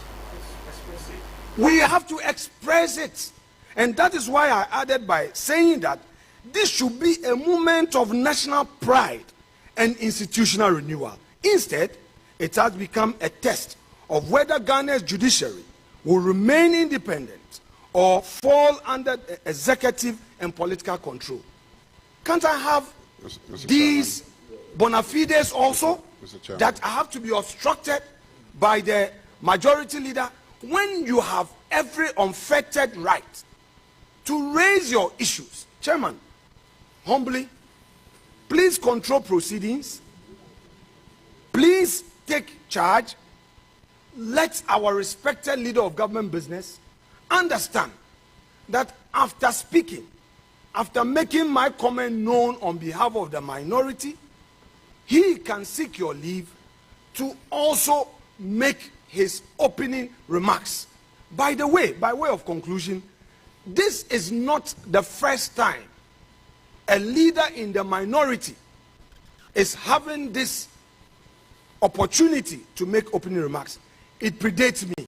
From J.H. Mensah's era, he and J.H. Owusu Achampong, all the way to Alban Bagbin, MP for now Dole Kalio, and minority leader as he then was.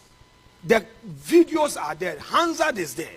The Honorable Bagbin had unfettered opportunity to make his political statement on behalf of the minority, and they were not stopped on point of order.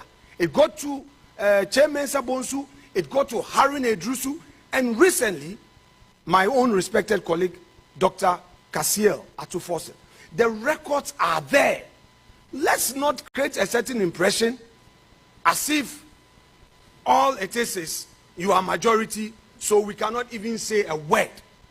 We must have our rights. These are far rights. We will state them, and you would also have the opportunity to state them for the record. Please, let us have some more. Honorable Minority Leader, your point is made. Yeah. Yes, you have listened to the response. Right, Honorable. Honorable members, it's not every issue that will necessarily call for the chair making a ruling. But honorable members are indicated as a preliminary issue that let us all operate within the rules.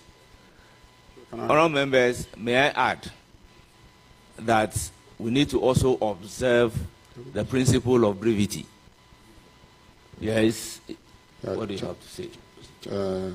Chairman, if you read rule 1233, where in the opinion of the speaker, the words of a member used in a speech, and it doesn't matter whether the speech is at plenary or at committee, a speech is a speech in Parliament. So where in the opinion of the speaker, the words of a member used in a speech are offensive, abusive, insulting, blasphemous, or unbecoming, impute improper motives, or impugns the integrity of a member or any other person, the speaker may order that the member withdraws those words or withdraw and apologize. Mr. Speaker, when we came into this chamber, this committee meeting room, and you started, you referred to the nominee as Chief Justice. When you refer to the nominee as Chief Justice, the minority objected to the reference to the nominee as Chief Justice and said that he is not a Chief Justice, he is a nominee to the post of Chief Justice, and so you must refer to him appropriately. Or acting Chief Justice, because he's also an acting Chief Justice. And an acting Chief Justice is a Chief Justice. Now, he has referred to the nominee as a disputed nominee. Disputed nominee. Disputed nominee. You are in court what? Are you in court litigating his nomination? No. Are you in court disputing his nomination? You are not in court challenging his nomination. So to the extent that you are not in court challenging his nomination, there is no dispute about his nomination. If there is a dispute about some other action. So you have no right to look him in the face here before this committee and refer to him as a disputed nominee and expect me to sit here and not respond. So, Mr. Chairman, pursuant to our own rules, he has to withdraw and apologize to him for referring to him as a disputed nominee when he is not a disputed nominee. Chairman, let me. Honourable members. Chairman, he has had two opportunities to make a point. Let me respond to Honourable members, Honourable Minority Leader, listen to what I will have to say. Okay. Please proceed and raise your issue. Avoid the use of disputed Chief Justice. Once I do not have a right to refer to him as a Chief Justice, but Chief Justice nominee, let us all observe that rule and refer to him as such.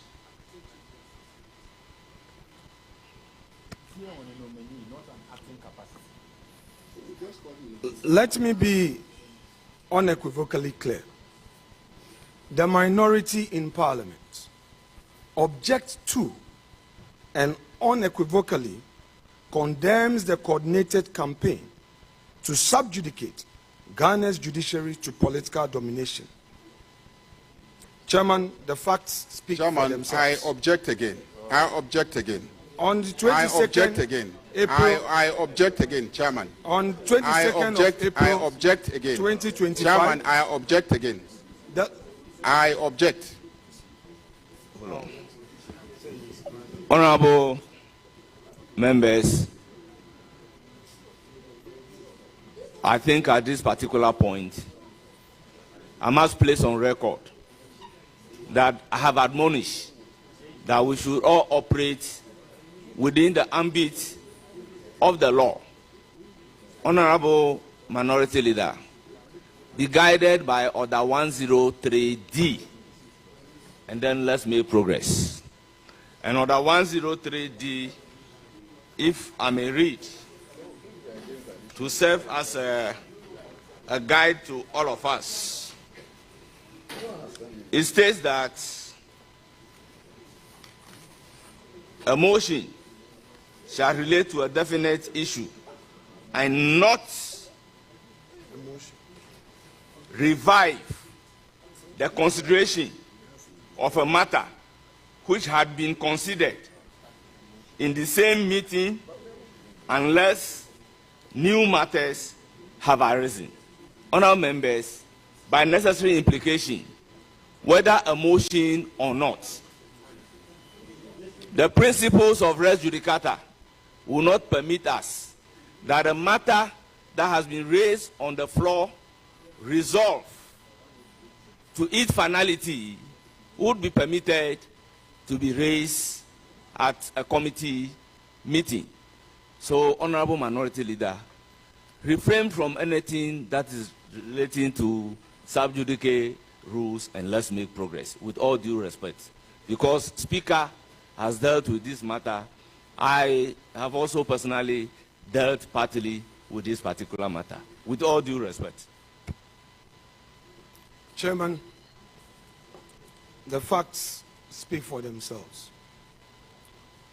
On April 22nd, 2025, Chief Justice Gertrude Araba Isaba Tokonu was suspended as a result of a prima facie determination by the Council of State as contained in the public announcement made by the executive. We, the minority, hold the view that the subsequent committee that was set up under the chairmanship of His Lordship Gabriel Scott Poama to trial the Chief Justice amounted to a travesty of justice. Chairman. The removal our rules are clearly offended. In the language our rules are of clearly judicial offended. accountability. Because the rules I just read clearly offend that. But the rules clearly are offended. Chairman, the rules say that the conduct of the speaker the Chief Justice, members and justices of the Superior Court of Judicature shall not be raised in Parliament except on a substantive motion. He has just raised the question of the conduct of a Supreme Court judge who chaired the committee. And he describes it and the conduct and what the justice did as a travesty of justice. He has raised the conduct of that judge. He has. And the rules are clear. And I can assure you that I will not allow you to breach any inch of the rules today. No inch of the rules will I allow you to breach. Let me respond.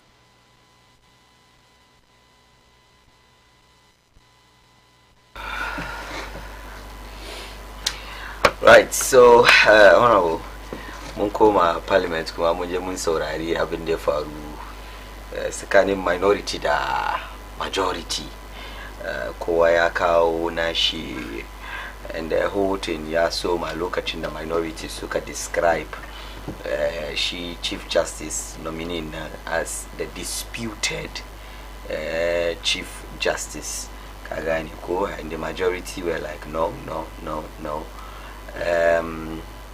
Those are inappropriate words to describe such a caliber of person and such a high office. Now, yaushe abin ga majority suka san akwai wani word da yake inappropriate ake use kan wani kace yaushe me wani maganganu ne ba su ga kan abin ga ya sunan shi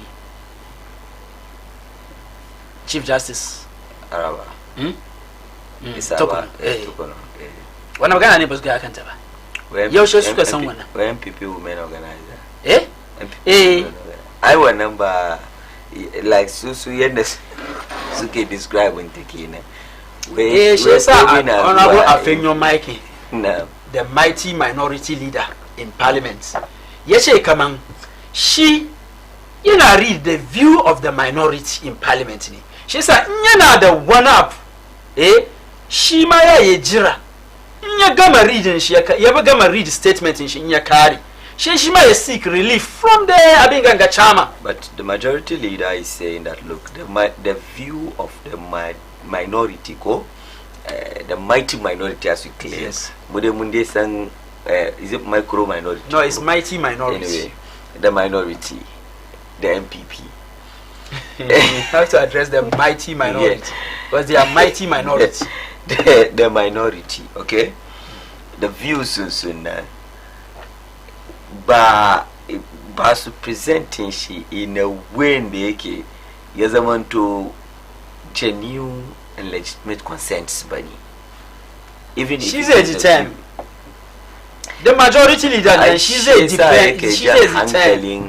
Yake jan honorable Afenyo Mike before the abinganga committee chairman na he's a lawyer. Shi sa kai ka ce min honorable Afenyo Mike zai zo ya zamna yayi maganganun da yake yana ganin kaman gwanga abin gangan na ba shi yana against the rule and procedures of abin ganga parliament or that particular committee na.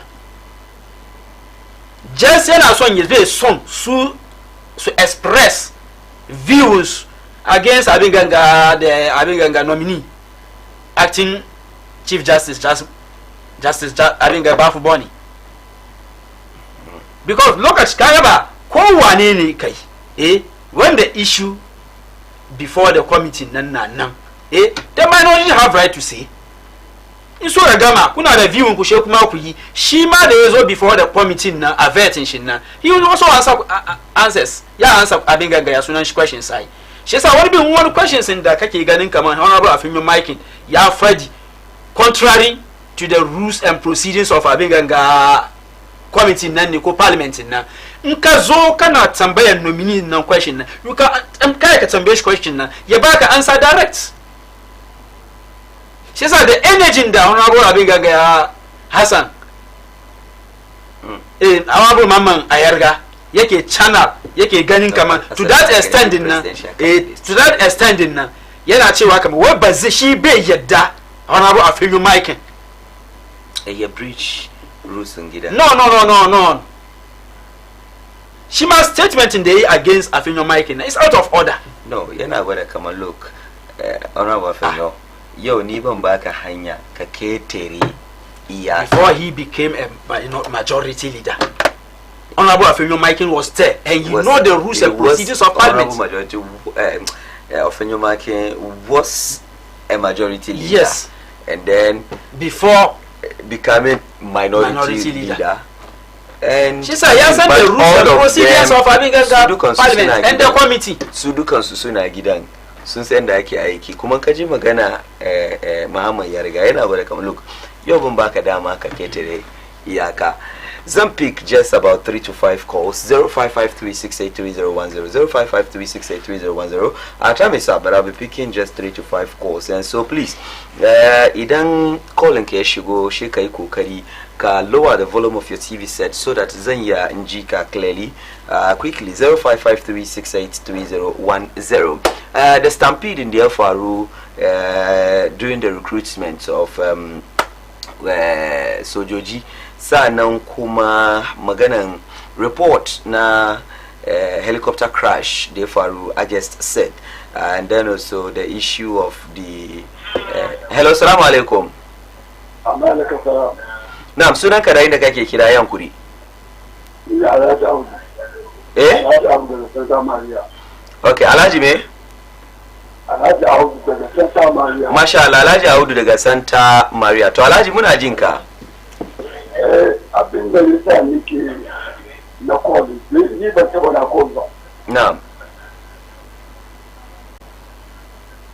Ya kuri yi magana cikin phone na kaka ji kanka cikin TV kaji.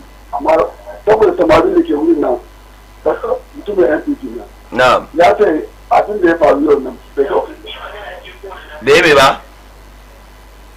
Wai abin da ya faru yau nan bai ga faruwa cikin ganin gaba.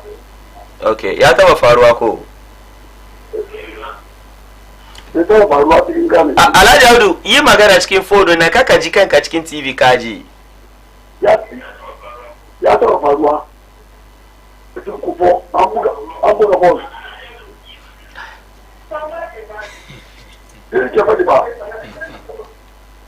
Alright, sorry, I think Alhaji Audu na sauraron kansa cikin TV, and maybe we can drop the call and pick another one. Sorry. Mutane 33 suka mutu lokacin kufo. Lokacin 33. A cikin shuru mai kijane ba. Mutane 33 suka mutu. Amma da wanda ta faruwa ba. Me yasa ga da haka? Don shi ya zo mutum da yake din ko. Kuma ba da haka nan. Okay. Mungode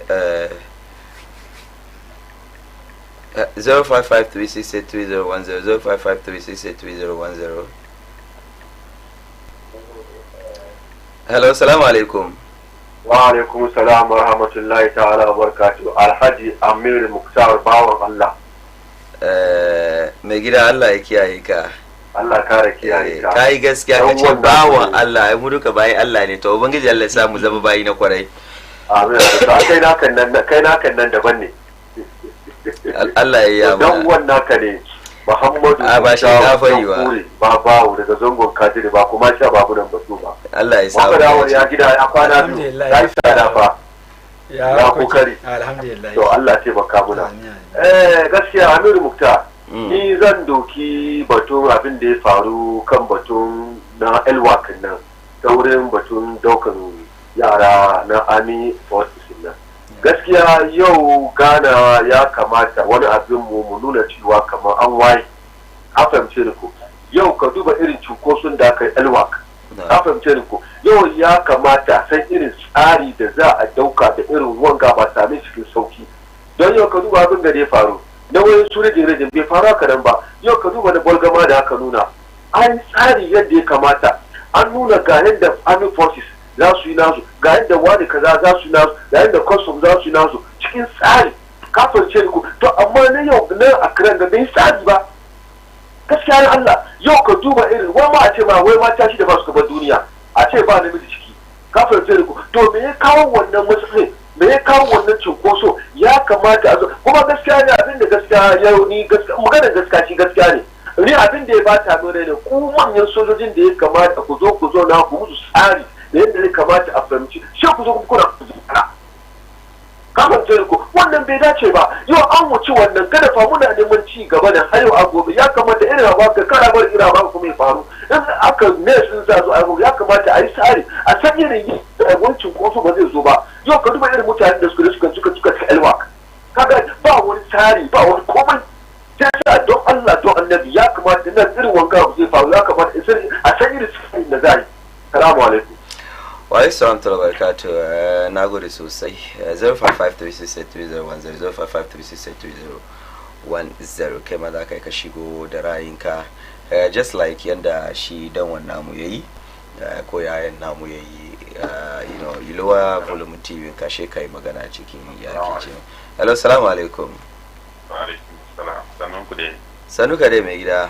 ya garin sunan ka da kake kira sunana Alhaji Yusuf ina kira daga Afiya Dankwa okay yankuri ka daga min murya kadan kuma ina sauraron ka yankuri sunana Alhaji Yusuf ina kira daga Afiya Dankwa okay Alhaji Yusuf daga Afiya Dankwa okay to Alhaji Yusuf muna jin ka na'am na gaida awal na gaida honorable awal na gaida kai ma da kanka makan da ke host program na'am to gaskiya ne abin da ya faru yawan gannan mu da kanmu abin ya ba mu mamaki saboda mutane ba wurin abin na wurin 1000 ba wurin saboyi 7,000 ko more than that masu kwazo wurin da yasa ba su yi su yi kan yanzu haka dukkan da aka doke ka wurin nan za a send ma message ku maybe mutane 10 yau ku zo in kun zo gobe kuma a send ma mutane 10 su zo yadda aka bar mutane suka yi cunkoso wurin nan na gaskiya ne akwai damuwa ya kawo damuwa sannan wani danwa ya call yanzu ga lokacin wane ne an yi mutuwa yana kawo batun ball wanga ba batun ball ake yi nan ba kagan shi ya doko wani batu da na ball ya kawo cin wanga batun program da kuke yin da kuma tukar ya san kamar wani babu ball ake yi ba awon na bayani ne kamar wanga abu bai taba faruwa ba tunda aka yi gana ba taba irin mutuwa hakan gaba kan za je neman aiki shi awal ke bayani shi awal bai yi bayani kamar ko ya taba faruwa bai da kaman kana na gode sosai mun gode ni ma na gode dan pick last two calls in kara to mun gode Malam Yusuf na gode dan pick last two calls in kara 0553683010 0553683010 na'am hello assalamu alaikum warahmatullahi wabarakatuh assalamu alaikum malam na'am wa alaikum salam me gida malam fa ya sa coat na'am ya wurin nan lafiya lo suna kare inda kake kira sunana Alata ina kira daga Zainab Central oh me gida na yes kwana biyu kwana dewa masha Allah to ina jin ka to na gode da hanyar da ka bani na'am Allah ya wurin alhamdulillah Allah ya zamanin kowa amin ya Allah ni dai kaga abin da aka yi yau nan ba na'am ban so ta yi details in it because na bada masa kan wannan na yi so ka gani na'am na bada masa kan wannan so zan ta kai vetting nan ne okay kaga vetting nan gaskiya da Allah Mala Awal is a good brother ni da brother na ne amma mu aje siyasa gefe maganganu da a fanyan makin ke use the opportunity as a leader yake impugn mutane because those people cannot respond was what Ayarga was saying and all what Ayarga da ya faɗi mu duka musulmi ne mun san kamar gaskiya yake manganan da a fayan makin ke kawowa ana faɗi mai both Ayarga and the chairman of the committee ana ja hankalin shi manganan nan an tuyi shi cikin ya ka ce cimba ko ba haka ba so bai fi da kuma kawo shi nan ba still saboda politics kaga ma wani ba Ayarga ya faɗi wani abu Then I held press conference. Yeah, use all anywhere that he wants. And anybody, that is free speech. But with the rules they don't do that. But because of partisan politics, look at how, for me, it was disrespectful in the eyes of the justices, which are equally like infinite mages. Let's see that morally is not good. I don't see my point. No. Chief Papa Bone can give birth to what do you call it?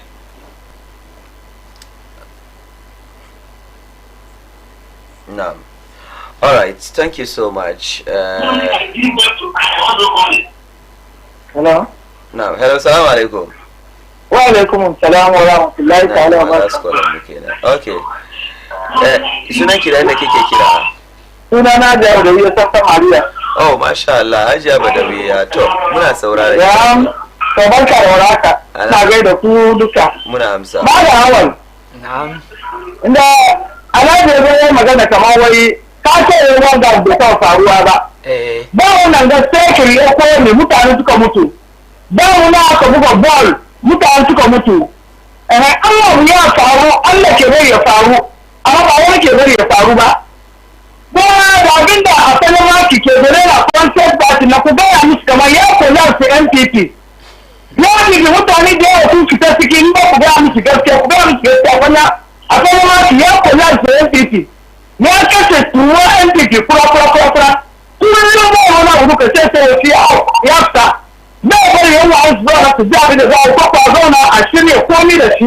Ko wasu rasu da kun zama masu wakon Mọ́tò fóònù bá kúnlẹ̀ cikin wuta fóònù bá kúnlẹ̀ cikin front pipe. Ta gani, ce kowa ya kwami kun zaɓta hukunci taski, za a kwami zaɓta hukunci taski. Wani wata shugaba ku gaya musu gaskiya kuna na kuna bin bayan su. To da mawa ya ci gaba aikin da yake yin fa Allah rabi Allah ya bi bayan su. Ruwa da yawa komai ya wani sauki. Sai kayan yin da wani duba kudin da yake yawo kasuwa. Ruwa da matan kasuwa ke present shi. Tun gode ma Allah yau shi cikin kofu guda fa aiki ne. Alhamdulillah jama'a yau da wuya bai ko yake ga Santa Maria. Right, Hajiya Badawiya daga Santa Maria, thank you so much for joining us this evening. Da ma waɗanda kuma kuka samu daman shigowa, Allah ya samu dace. Honorable, I see you wanted to make some clarifications quickly. Bamu da lokaci, just 2 minutes. Na clarification da nake so in yi shine. Kaga da shi alhajin ne ya kwalin na ji Hajiya ta tana repeat. Kaga September 11th, stadium disaster nan. Wannan daban ne da wayanda suka sai form suka je recruitment. Shi yasa ba mu ce kamar muna cewa kamar wani abu aka bai taba faruwa ba. Tunda ake sai da form, so you are specific on the issue of abin ganga ya sunan shi military recruitment. Military, because bai taba faruwa ganin gaba aka nan ne. Da bawan Allah yayi magana kamar ya faru ta muku. I had to quickly check AI, but according to AI, where they are just allegations, meaning kaman da yace shi ni na tama between September 11th. Ina zuwa shi ni na tama recruitment, so I have to quickly check AI in duba ko gaskiya an saba samu irin issue ga during a recruitment sheke a baka, but later ne na gane kaman she kuke ce wai ba wannan bane recruitment yake between September 11th 2001 abin da ya faru stadium disaster nan wannan kwata-kwata har suka buga match wani abu ya faru sannan shi Hajiya kuma na magana za ta yi shi kaman political kaman September 11th wani abu ya faru shi ta manta da kanta kaman ta ce wai May 9th circle disaster wannan da abin ganga NDC ne John Mahama na yi. So you see, magana nan da za ki shi politically ma yes. Okay, these are casualties. Just I was going through a report shekaru da lokutan da Ghana ya samu kansa cikin wani hali hakanan. I think the issue of the helicopter one came in when like disaster strike ya hit mu irin na cycle ya zo 83 famine in number I feel mu ba I saw that one. I was reading about some of these times in da Ghana ya shiga cikin wadanga halayya, but these are casualties. And you see, my point is koi ataba faruwa, it doesn't make what happened today right. I don't know if you are getting what I'm saying. No, ina zuwa. I understand points that you're making. Ko ya taba faruwa, you see sometimes let us I like the wind bawa Allah Muftau ko Yusuf no Muftau Jamhuri Baba with the issue, you know, and this is even different casualties in the Skataba ko disaster, and they hate him more wani lokuta, but you see ko da ma ya taba faruwa, and what we are calling for are reforms. I don't know if you are getting what I'm saying. I understand, but you see, two wrongs can never make a right. In ya taba faruwa lokacin waye, I mean, I don't care. What happened today is what we are saying, that it shouldn't happen again. We need systems. So I expect that sometimes we should address the issue. See, the fact that Yafaru, Jomamo Bashi is this statement in it's not about whether I've been a bit of Faru, I'm not whether come and Dunyazama come and Tamun. She honorable. She's like Kaumagana. She's not your way Sunga. I've been there for a second. Look at you, no commander, John Mamma. Yes, so I'm saying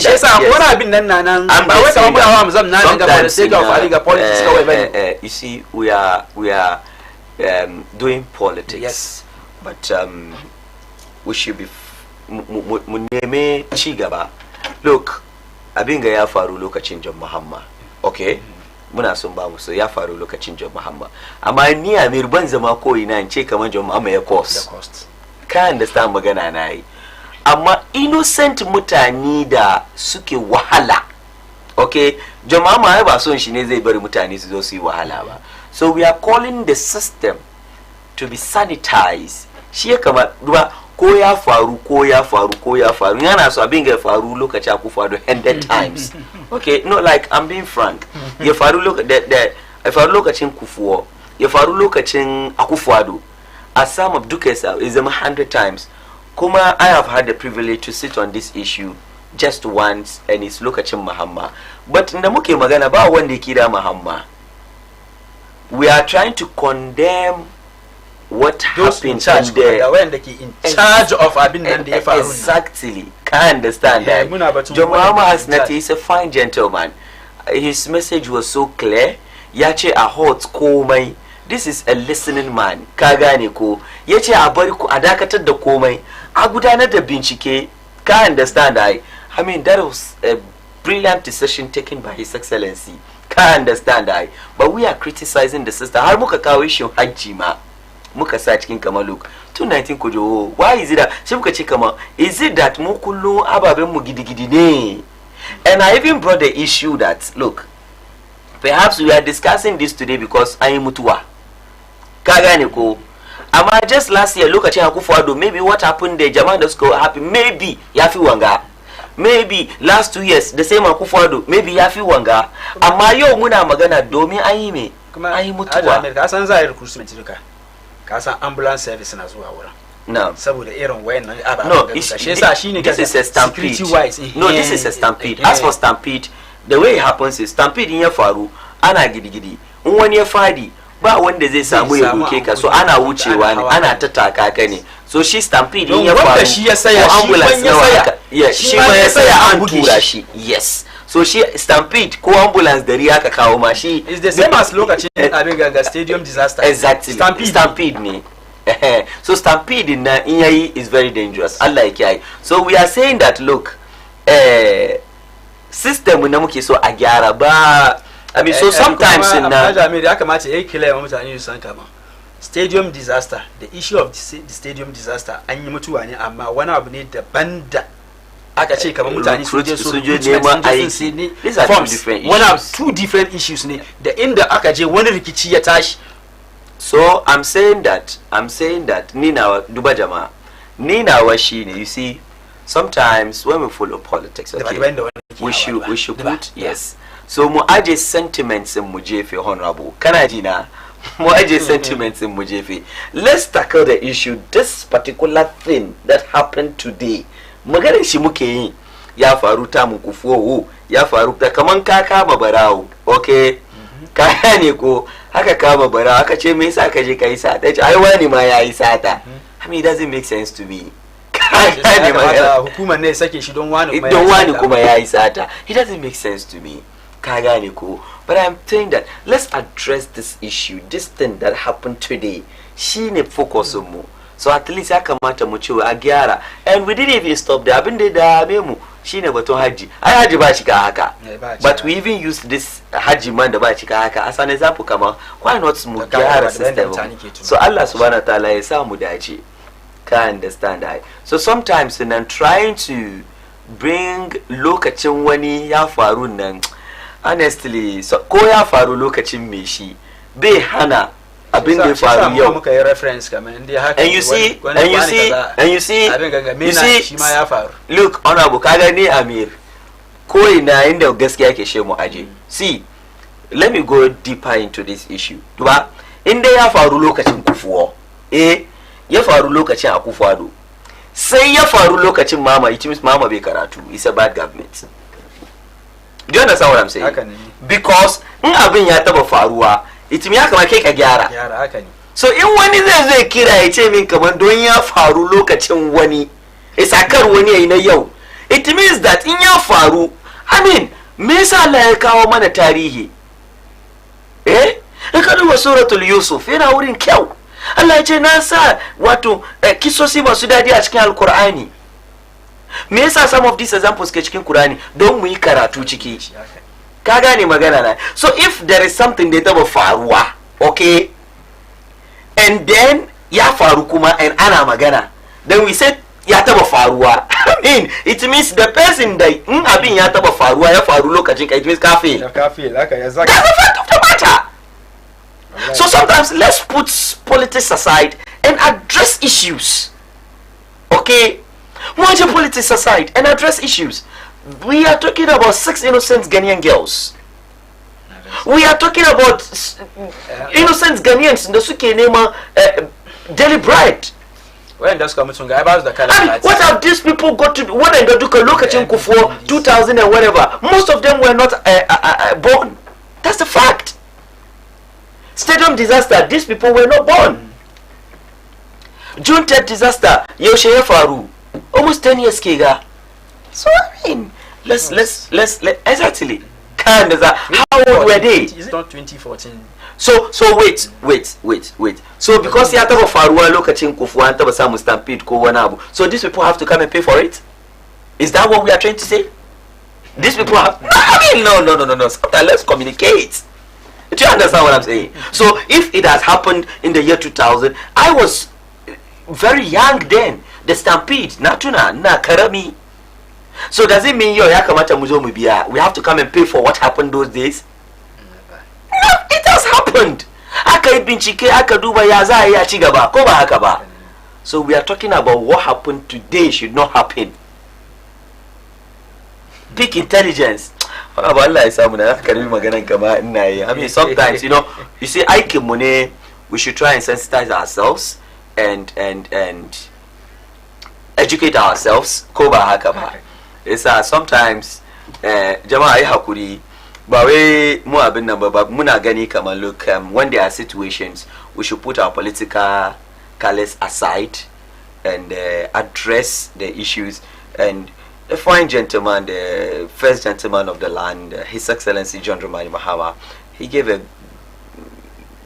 beautiful speech as far as this issue is concerned. Kumayachi agudada the beach. That is the best a president can do. Kumayachi ma barma abin samsam ma kagani ko agudada bincike. That's the best a president can do. John Mahama dikin da kake ubangiji Allah ya kiyaye ka. Honorable, so last abin ganka she mu tashi lokacin mu ya wuce sam. Na da kiwon ga opportunity dai. Ngaida masu daki na. Ajiya Jaula Bawale Babatu. No. Da Salamat. Sannan gaida Umaira Muhammad Awal da Shawana Muhammad Awal. No. Najillas abin gangana ki. Ubangiji Allah ya sa mu dace. Masu kallo wani lokaci sha samu na hakuri muna tare insha Allah. So idan Ubangiji Allah ya kai mu ranar Juma'a honorable ina baka special invites to the grand finale of the Umma show, and Umma show Friday daga Zenith University College za a yi finals nan kuma insha Allah za mu ga wani abu inda Muslim community inda ba taba gani wani ba insha Allah. Let me repeat myself. Insha Allah on Friday at the Zenith University, the Umma show, Ghana Muslim community za mu witness wani abin da ba mu taba gani ba. Ta haka masu kallo wanda ke da dama kai ka zo Zenith University, red carpet yana farawa 6:30, main show yana farawa 8 o'clock. And then if for some reasons ba kai ka zo ba 8 from that 6:30 ko 7 bayan lishade har zuwa 8 na duka ka make sure kaman kai da Baina TV ne kun zama kaman ban san kwatanci ma da zan yi, but ubangiji Allah ya samu dace. Ran Wednesday kuma insha Allah za mu sake haduwa akan wanga dandali. Ni ne naku Ameer Mukhtar, ku ci gaba da kallon Baina TV. Baina TV, connected to your world. Ni producer extraordinaire, thank you so much. Oiwa don and other technical guys in nan. Na gode muku sosai. Wassalamu alaikum wa rahmatullahi wa barakatuh.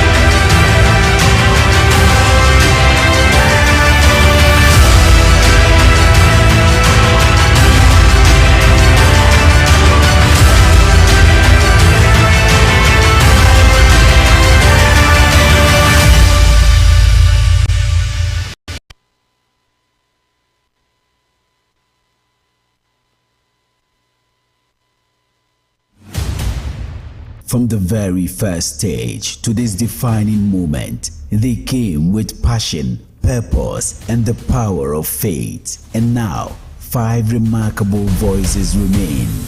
Each has walked a journey of courage, conviction, and devotion, each ready to make history. Ilham, soft and gentle, yet fearless. Her calm voice carries power. Her gentleness commands heart.